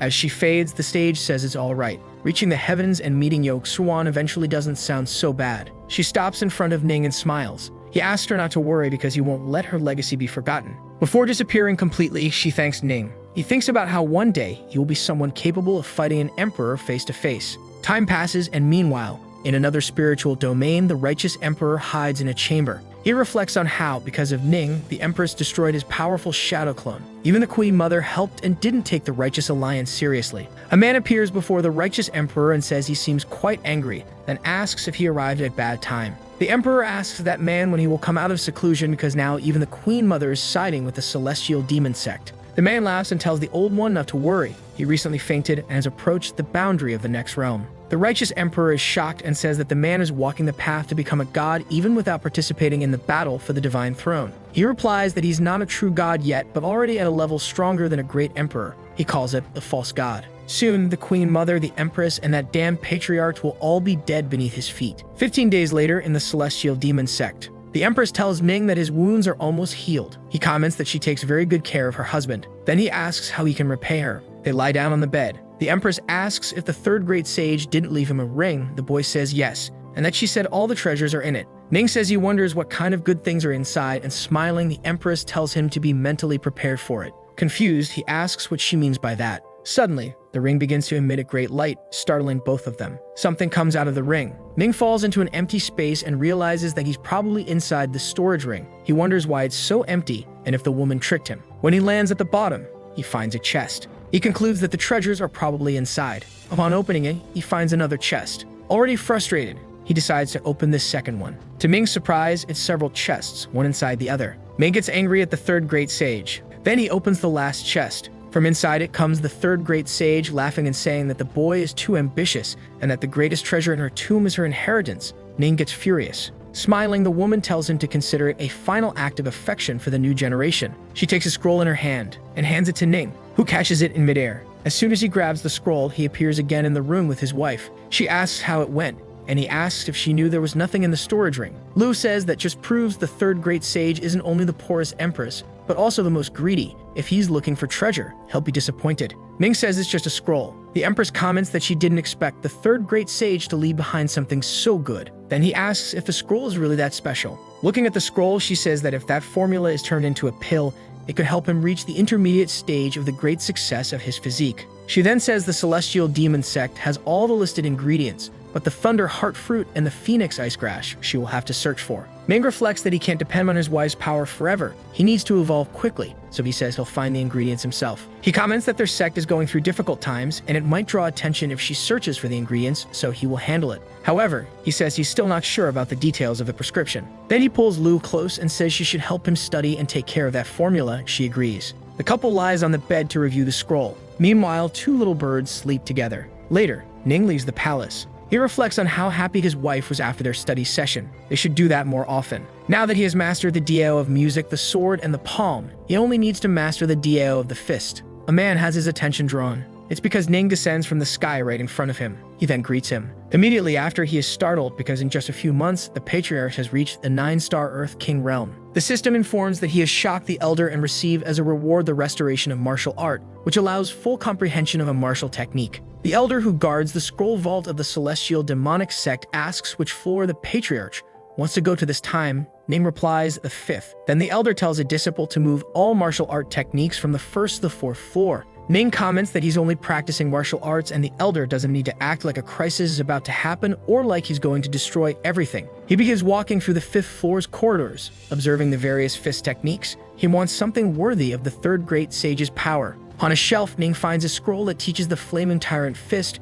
ranked as mid-earth level. The system informs that it can be restored. It then asks Ning if he would like to do that. The young man reflects on that unparalleled domination and feels a divine flame ignite. The system begins repairing that technique until the comprehension of the Flaming Tyrant Fist is complete. Ning smiles as he absorbs all that power. Ning's eyes shine as the system announces his new ability. Outside, a disciple shouts that the scroll vault is being destroyed. The entire building begins to catch fire. The elder in charge is relieved that the patriarch only shook the structure. A man yells that there's fire on the 5th floor. An explosion happens at the top of the building. Then the elder says that isn't fire. That aura seems like the Flaming Tyrant Fist. He wonders how the patriarch learned that technique if it was incomplete. The system informs that Ning has shocked the elder and received the absorption of the solar light aura. It then asks if the host wants to combine that ability with the Flaming Tyrant Fist. Ning reflects that the technique requires a mix of domination and divine flame aura to reach its full power. He wonders what the effect of the solar aura will be. The system begins absorbing the solar light aura and a blinding explosion erupts above the vault. Ning floats in the air,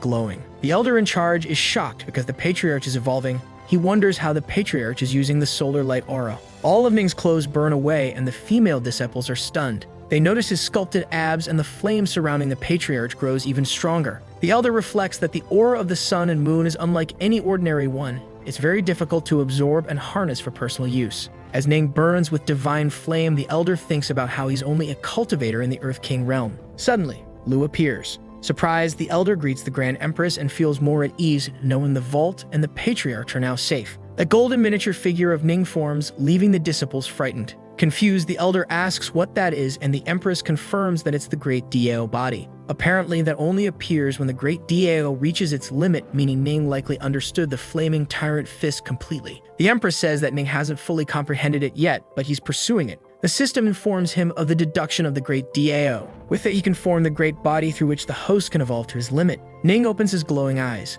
His flaming great body moves, destroying the vault. Desperate, the elder wonders if the vault can't be saved and what the patriarch is doing. The Empress, however, remains calm and uses her magic. She collects all the techniques spilling out from the destroyed vault, then asks Elder Guhan to take care of those techniques and inform the disciples that they need to observe. Lu comments that Ning is in the stage of Dao deduction and must not be disturbed. It should be left alone. Meanwhile, Ning trains his new abilities. He uses the power of the fist. Several giant figures of him are formed. They begin destroying everything around them. A disciple screams that the Celestial Demonic Hall, the Sword Hall, the Fire Hall, and the Blade Hall have all been destroyed. The Empress says all they can do is watch and rebuild everything later. Ning is evolving his martial arts, which includes the Dao of fist and music. The disciples sit on the ground and thank the Empress for the clarification. She tells them not to worry because Ning's fist power is extraordinary. If they reach the DAO of Fist and Music, they'll be lucky. Time passes. Ning now has unmatched mastery. He feels the divine flame burning. He uses his flaming fist. With the movement, he sweeps the flames away with unmatched divine power.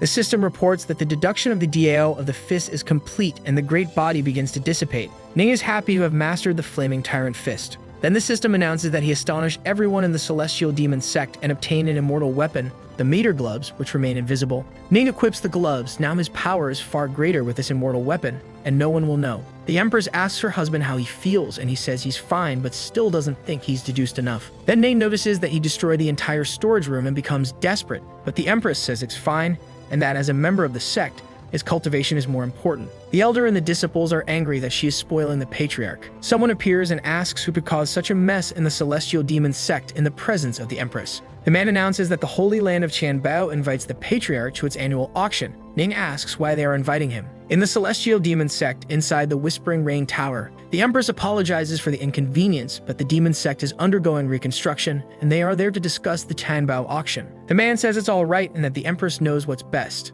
Ning asks when the auction they mentioned will take place. He explains that it's an auction held across the entire domain, hosted by the Holy Land of Tianbao. All of the domain's treasures are auctioned there, so it's worth visiting. The Patriarch says he understands why they would invite the Celestial Demon Sect, but doesn't know why they invited him specifically. The man says that it's clearly due to the fame Ming has. After the battle in the Great Emperor's tomb, admiration for the Patriarch became immeasurable. Ming tells him to stop with the flattery and speak seriously. Offended, the man says the Patriarch is being rude and that he's being sincere. He was sent by the Great Lord, and the first person he thought of was Ning. He whispers that he also heard the girls that are very beautiful, and since the Patriarch is very charming with him by his side, he might easily find a partner. The Empress comments that the auction features top-tier treasures.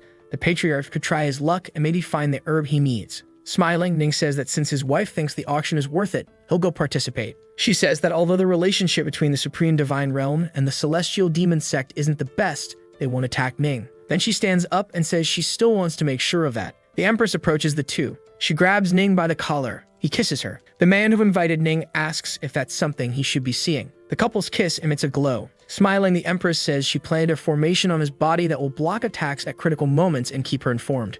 She also says there are some spirit coins inside the ring, so he doesn't need to worry about money. Lu then hands him a silk ice mask. Lu explains that it will change his appearance and conceal his original aura, so he doesn't need to worry about revealing his identity. Ning puts on the mask. The transformation happens immediately. When he opens his eyes, Ning already looks like someone else. The man from the land of Tianbao comments on Ning's new appearance and shows him a mirror. Ning looks at his reflection. Worried, he asks if he really has to wear that mask. Being a member of the Celestial Demon Sect, he can't tarnish its image, but the Empress insists. Then she asks if he's trying to impress the girls in the city. Ning approaches his wife. He holds her waist, then says she gave him the mask because she's jealous.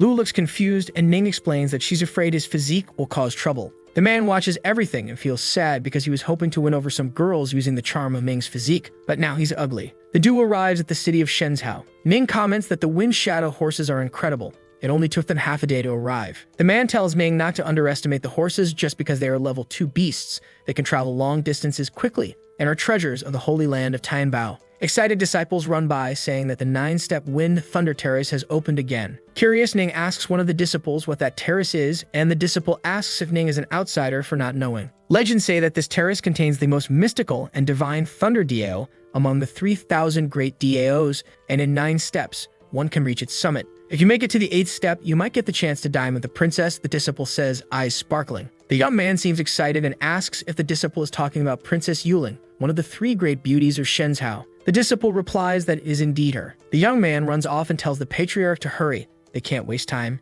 Ning questions whether they should find a place to stay first. Both of them leave their horses in a quiet spot. The young man asks Ning where they could possibly find a better place than with the princess, certainly not more important than the Divine Thunder DAO. He pulls Ming along and tells him to enjoy the race. The duo heads off, leaving their horses behind. A hidden girl watches everything unfold. She remarks that the Holy Land of Tianbao has sent horses. In the Supreme Divine Realm, a crowd gathers. The guards grow tense with the situation. Ning comments that there are many soldiers guarding the area and that the city has very high security. The young man says it's all to protect the spiritual domain. Ning asks if the Supreme Divine Realm is really that powerful, and the young man replies that it leaves the other realms behind. Just like the Celestial Demon Sect is located in Xizhou, any major sect has its own region and sets the rules as it sees fit. The city of Shenzhou is full of sects, but behind these forces are officials who interfere. Even great emperors must rely on the power of the nation. Ning says he understands, and the young man adds that cultivators must be more cautious in this place. A woman with a cloth over her face appears. She announces that the terrace is open again and hopes everyone gives their best to reach the top. The disciples are ecstatic because she's Princess Yuling, called one of the three great beauties. Even her voice sounds like music. Ning asks why the young man doesn't just reach the 8th step himself. The disciples are outraged, saying it's not that easy to reach that step. It's like climbing to the heavens, but maybe someone will be able to do it. From above, the princess asks who will be the first cultivator to attempt the climb. A disciple steps forward and says he would like to try. Everyone cheers because that cultivator is from the Holy Land. The young master is Zhuge, whom everyone considers extremely handsome. The young man beside Ning is indignant that the women find Zhuge attractive, and he asks Ning to take off his mask and show the people the truth. The princess asks the holy son of Soeo to proceed. Zhuge channels his power and says he has long heard of the terrace and can finally display his strength. He prepares to begin the challenge. The young man with Ning says that even if the 9 are free to climb, the power they face is from the divine Thunder Dao, and people can be destroyed if they're not careful. Ning asks how the young man knows so much, and he replies that he once tried it himself, but only reached the 7th step. At that step, the power of the thunder on the blue stone increases drastically. Fortunately, he had a spell that saved his life. Only because of that did he escape being struck by thunder. He adds that he never wants to feel something like that again. A disciple points out that Zhuge has already reached the 7th step. He's from the immortal emperor realm and should be able to make it to the 9th. Zhuge thinks that with each step, he feels the pressure intensify. There's something special about that 9th step of the terrace. An elder beside the princess says that perhaps Zhuge can reach the top, but she isn't so sure. Frightened, the man stops. He bows to the princess and says he's not talented enough to continue, then apologizes to the royalty. The princess says it's alright and that he is still very strong. Ning becomes interested and says he'd like to try. The young man warns the patriarch not to be overconfident. If something happens to Ning, he'll have to explain it to Lu. From above, the princess asks if there's any other cultivator who would like to try. Ning steps out from the crowd and says he'll try to climb the terrace. All the disciples are curious, not knowing who this man is or how he dares to challenge the Thunder Terrace. The princess asks who Ning is. The young man with him introduces Ning by name and says he is his great friend. The disciples mock him, saying he's not handsome or anything like that, but if he's a friend of the Holy Son of Tianbao, then he must be strong. The princess observes the Holy Son of Tianbao and comments that he seems to be doing well. Melted with passion, he replies that he's fine. Then the princess says that since Ning is friends with that young man, he might try to climb the terrace. Ning thinks about the Dao of Divine Thunder and that he must be able to master it. He then begins to climb the steps. But as soon as he steps on the first one, he feels he can no longer move and starts to panic. Everyone wonders what's happening and why Ning can't even get past the first step, since the pressure there is very weak. Furious, Ning's friend defends him and says the young man will surpass that first step. The system informs the host that the terrace has a reverse effect on people with divine physiques. This means the first step is equivalent to the 9th. The system informs that the host can immediately absorb all comprehension of the Dao of Divine Thunder, but for that, he must endure the pressure of the 9th step. Ning then begins to absorb the Dao of Divine Thunder with his comprehension increased tenfold. Ning feels the pressure of the first step, and the system tells him to hold on. A bolt of lightning descends from the sky. A disciple notices the transformation of the thunder wind and asks if that isn't the legendary phenomenon that only happens on the 9th step. Confused, the princess asks Elder Master Nanyan what's going on, and she says she doesn't know, as this has never happened before.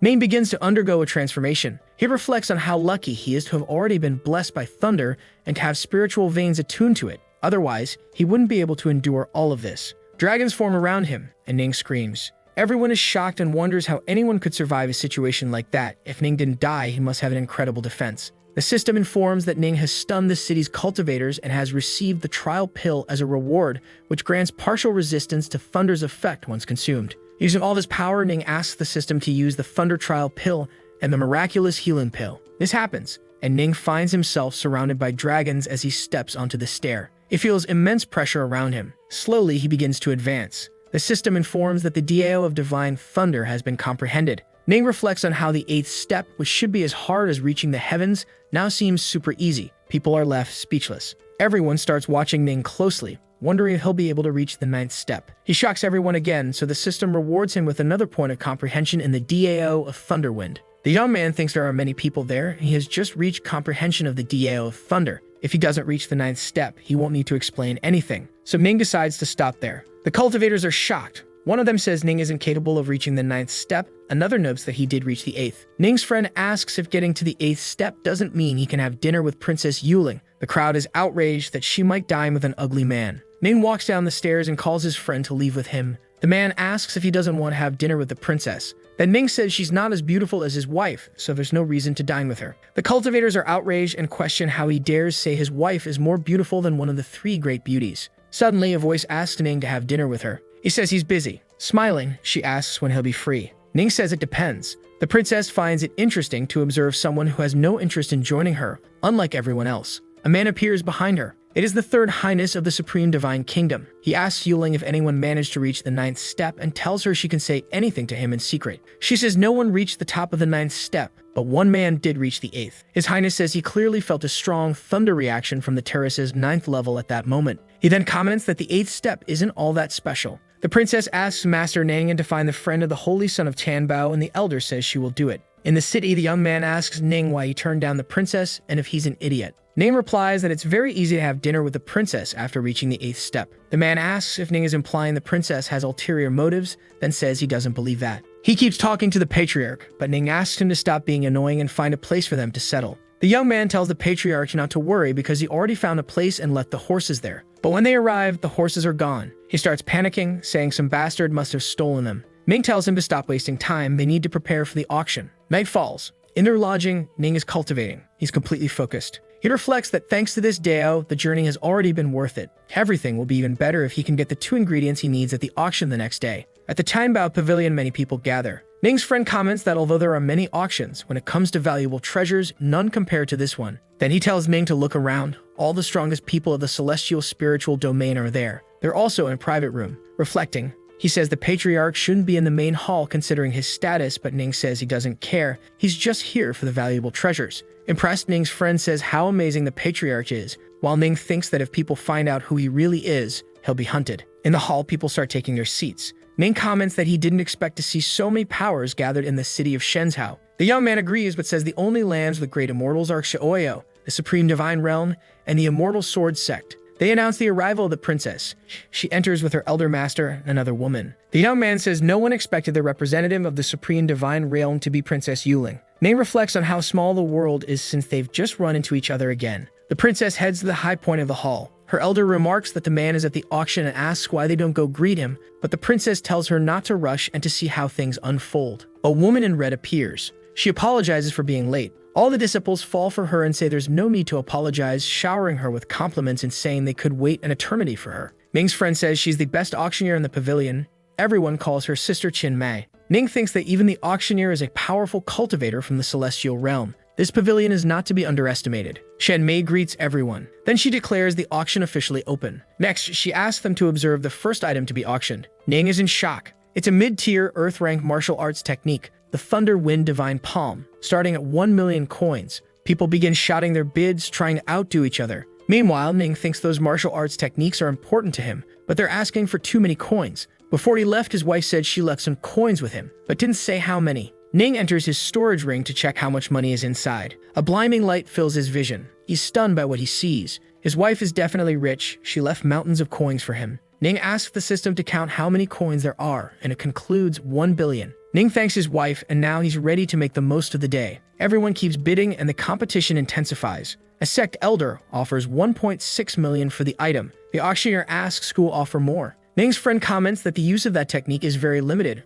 only for those who've mastered both thunder and wind, so that price might be the limit. He looks at Ning and asks if the patriarch is shocked by the price, then says if the patriarch can't cover it, he, Zhu Yuanbao, will do it himself. Smiling, Ning bids 1.65 million coins. Zhu Yuanbao is stunned and asks what Ning is doing. The leader of the Stain sect offers 1.8 million. Then Ning counters with 1.85 million. The man becomes furious and offers 2 million. But Ning isn't backing down. He offers 2.5 million. The man slams the table, but he doesn't have enough money, so he declares that the Thunder Wind Palm belongs to him. Chidmei says that if no one offers more, the young man will have won. She also announces that the first half of the auction is over, and the second will begin in half an hour. Zhu Yuanbao asks Ning if he's really that rich. The patriarch begins to realize that this auction is something truly significant. The young man told Ning not to worry because that was just the first half, meant to set the mood. The best things are saved for the second half. Ning notices the presence of the princess. She approaches him and asks if he's free that evening for dinner. Everyone around is in shock. Ning finds himself speechless, says he's busy. She is surprised to be rejected again. Mysterious, she asks when he will be free. The princess reflects that he performed the Thunder Wind of the 9th level very well and has now acquired the Divine Palm of Thunder Wind. She needs to defeat him. Ning smiles and says that when she's not free, he will be. She becomes furious. Disciples wonder who in the world would reject the princess. They realize it's the same person who climbed to the 8th step and is rejecting her for the 2nd time. The system informs that he shocked everyone in the pavilion and received the moment duplication card, which allows one to copy someone else's aura. He reflects that using that card in this moment might have unexpected effects. But Ning seems intrigued while the princess is fuming. She says he's good with jokes, so she won't bother him again, while thinking that she'll be able to capture him soon. Zhu Yuanbao starts saying that it's such a waste and many people can't even have tea with her. A disciple steps in front of Ning and says his master has invited him. Ning looks at his friend. They begin to walk the path the disciple indicates. Someone pulls Zhu Yuanbao's ear, saying he ran away from his master. It's the auctioneer, who says he's getting bolder by the day. He tells Sister Qianmei that he came down the mountain to gain experience and improve his cultivation, but she says he just wants to have fun. Looking at Ning, she asks who he is. The young man introduces him as a friend he made on the way and invited to the auction. The auctioneer says that in that case, the space is all theirs and that it's room number 1, but she looks back and tells them not to go overboard. Ming asks what that last sentence means and if there's something special about that room, but his friend says he doesn't know. Then someone announces that in the second half of the auction, there will be special guests. The auctioneer asks who those guests are. Ning's friend becomes frightened. It's the Great Emperor. Qianmei asks if her Great Emperor is really there. She asks the audience not to be nervous because the Great Emperor will not interfere and they may continue bidding. All the rooms ahead are filled with Great Emperors. Zhu Yuanbao asks the Patriarch what they should do. A girl looks downcast. Ning says calmly that their room might also have a Great Emperor. He reflects that 4 Great Emperors appeared at the same time, so the item must be priceless. He can use that room to hide his identity. The auctioneer announces that the next item is a medicinal item that takes 900 years to mature, the Iceman Phoenix Grass. The minimum bid is 20 million. One of the emperors offers 30 million. Ning's friend says that the Great Emperor in room 4 has taken the lead and no one will dare challenge him. Ning offers 100 million and says he really wants that grass. The auctioneer wonders if the one who made that offer was the holy son of Chan Bao,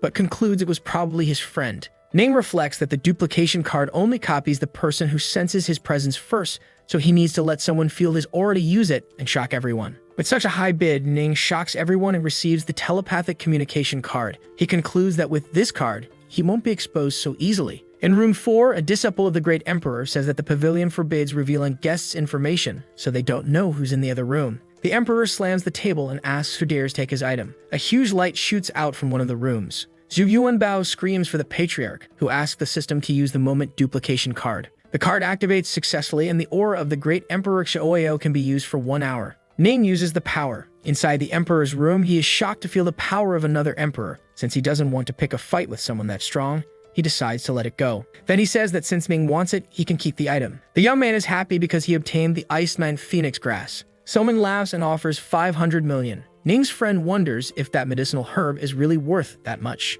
Ning recognizes that voice. He then uses the telepathic communication card. He contacts the Queen Mother of the West and asks her to give him some space this time, or else he might summon her while she's taking a bath. She questions whether the Patriarch is being serious and says she'll be waiting for him to summon her then. The Queen Mother of the West teases, saying she could wear her sexy ice silk underneath and keep that treasure for a long time. Angrily, Ning tells her to just wait for him. Meanwhile, she laughs and says she won't do that. Otherwise, the Empress will come after her with a sword, so she'll let him have the Iceman Phoenix Grass. Ning's friend feels guilty for being wrong, but Ning says it's fine. He got the herb. He mentally apologizes to his wife for wasting hundreds of millions. Zhu Yuanbao, surprised, says he didn't know the Patriarch was so wealthy. Ning is only thinking that the Thunderheart fruit hasn't shown up yet. Suddenly, the temperature drops drastically. Something catches Ning's attention. It's a coffin being brought in before everyone, and Ning wonders what kind of ominous thing is being auctioned now. The auctioneer approaches with the item. She announces that the coffin is called the Spirit of Shame Coffin and took a long time to reach them. Since they don't know its level, it remains speculation. It's more like a relic from the ancestral path to divine ascension. Then the bidding begins, starting at 100 million. One of the emperors offers 2 million. Ning's friend comments that it's an item every cultivator would want for their life, and they'll keep their eyes on it. Ning thinks the young man doesn't understand the true power of that coffin. He reflects that if he can get it for his wife, it might help her with her cultivation. So he offers 300 million. The auctioneer wonders if that's the friend of the holy son of Tianbao.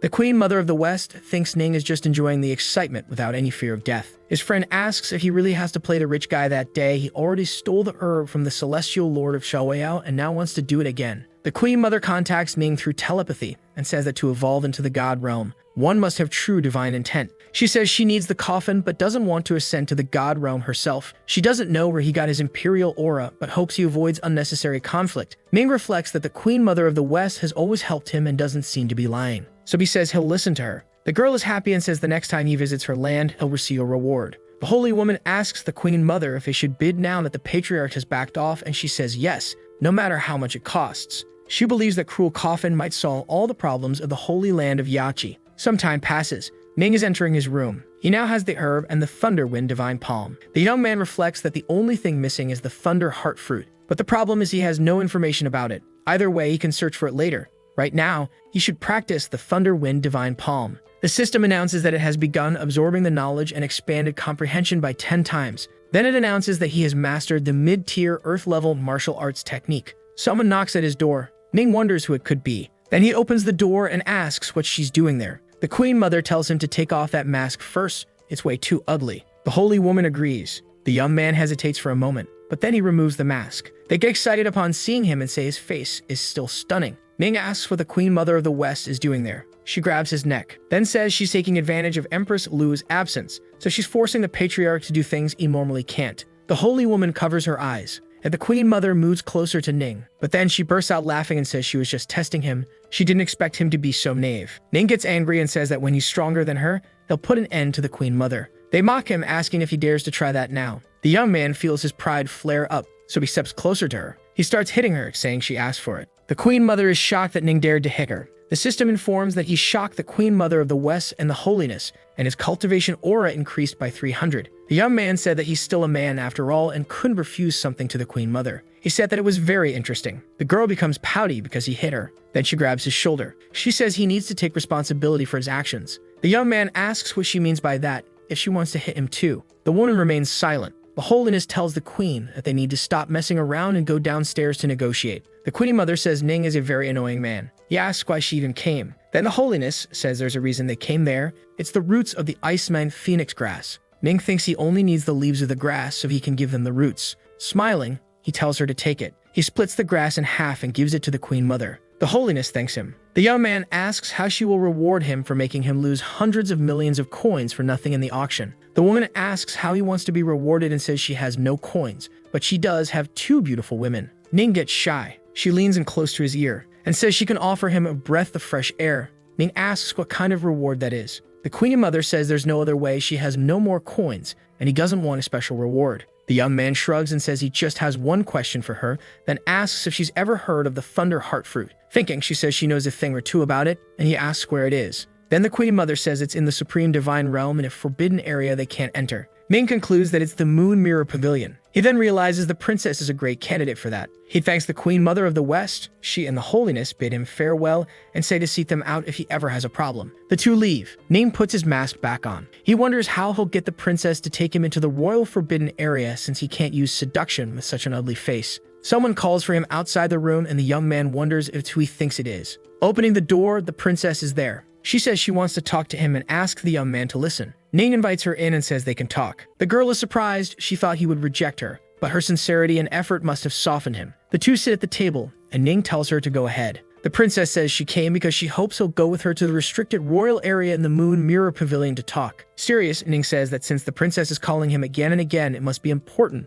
so he'll go with her. Meanwhile, he reflects that it was very easy to handle that situation. The princess is happy. She thinks that if she looks closely at Ning, maybe she can find some beauty in him. As she stands, she asks if he wants to go there with her right now. The two head out into the night. A woman is petting a horse, saying she thinks it's cute. But her lady says distinguished guests are arriving and then it's a shadow gale horse found with great difficulty. She prepares to stab the animal and says that if it wants to blame someone, it should blame the distinguished guests. Blood splashes. Ning and the princess enter the place. Ning's friend asks what a man and woman are doing alone in the middle of the night. The young man says the princess has something to tell him, and his friend starts accusing him of plotting something. Ning puts his hand on his friend's face and tells him to stop talking nonsense. The young man nods. Then the princess calls for him. Before Ning could leave, his friend grabs his arm. He says he wants to go too, and that they should go together. Tense, the princess says the holy son of Tanbao can go with them. Once there, the young man asks what that smell is. The princess responds with a smile, saying her younger sister prepared a grand celebration for them. Upon entering, the girl greets them,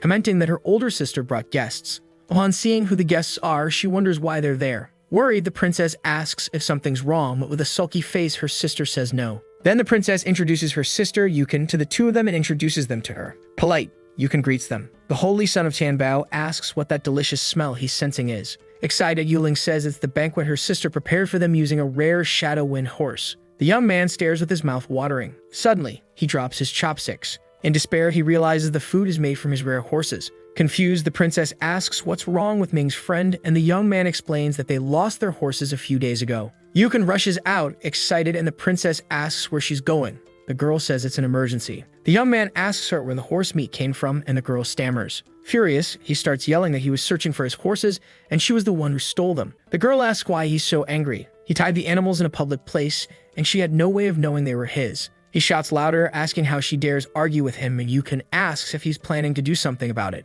Then the boy starts getting nervous and speechless. Smiling, Yukon calls him a coward, and the princess says she's going too far. Ming comments that the girl doesn't seem remorseful for what she did and should be punished, then asks if the princess wants him to deal with the thief. He reaches out his hand toward her and pulls her close. Angrily, she says he's a horrible man and asks how he dares. The young man strikes her as punishment. The girl becomes sad and hugs her sister. The princess says she was the one who started causing trouble, so she should apologize to the holy son of Tianbao or she'll end up in confinement. Crying, Yukon apologizes for stealing the horse. Serious, Ning asks the princess what he can do for her at that moment. She says she wants him to help her become an empress. The boy is confused, then asks if she's planning a rebellion and what's going on. Yuling says that's not it. What she wants is to fight for the right to inherit the throne. Her ambitions don't stop at ascending to the realm of the great emperor. She wants to become an empress of the divine realm to promote peace and prosperity. Ning asks what she expects him to do, and then she begins to explain that this is the forbidden area of the supreme realm. The young man is shocked that this is the place the Queen Mother of the West mentioned.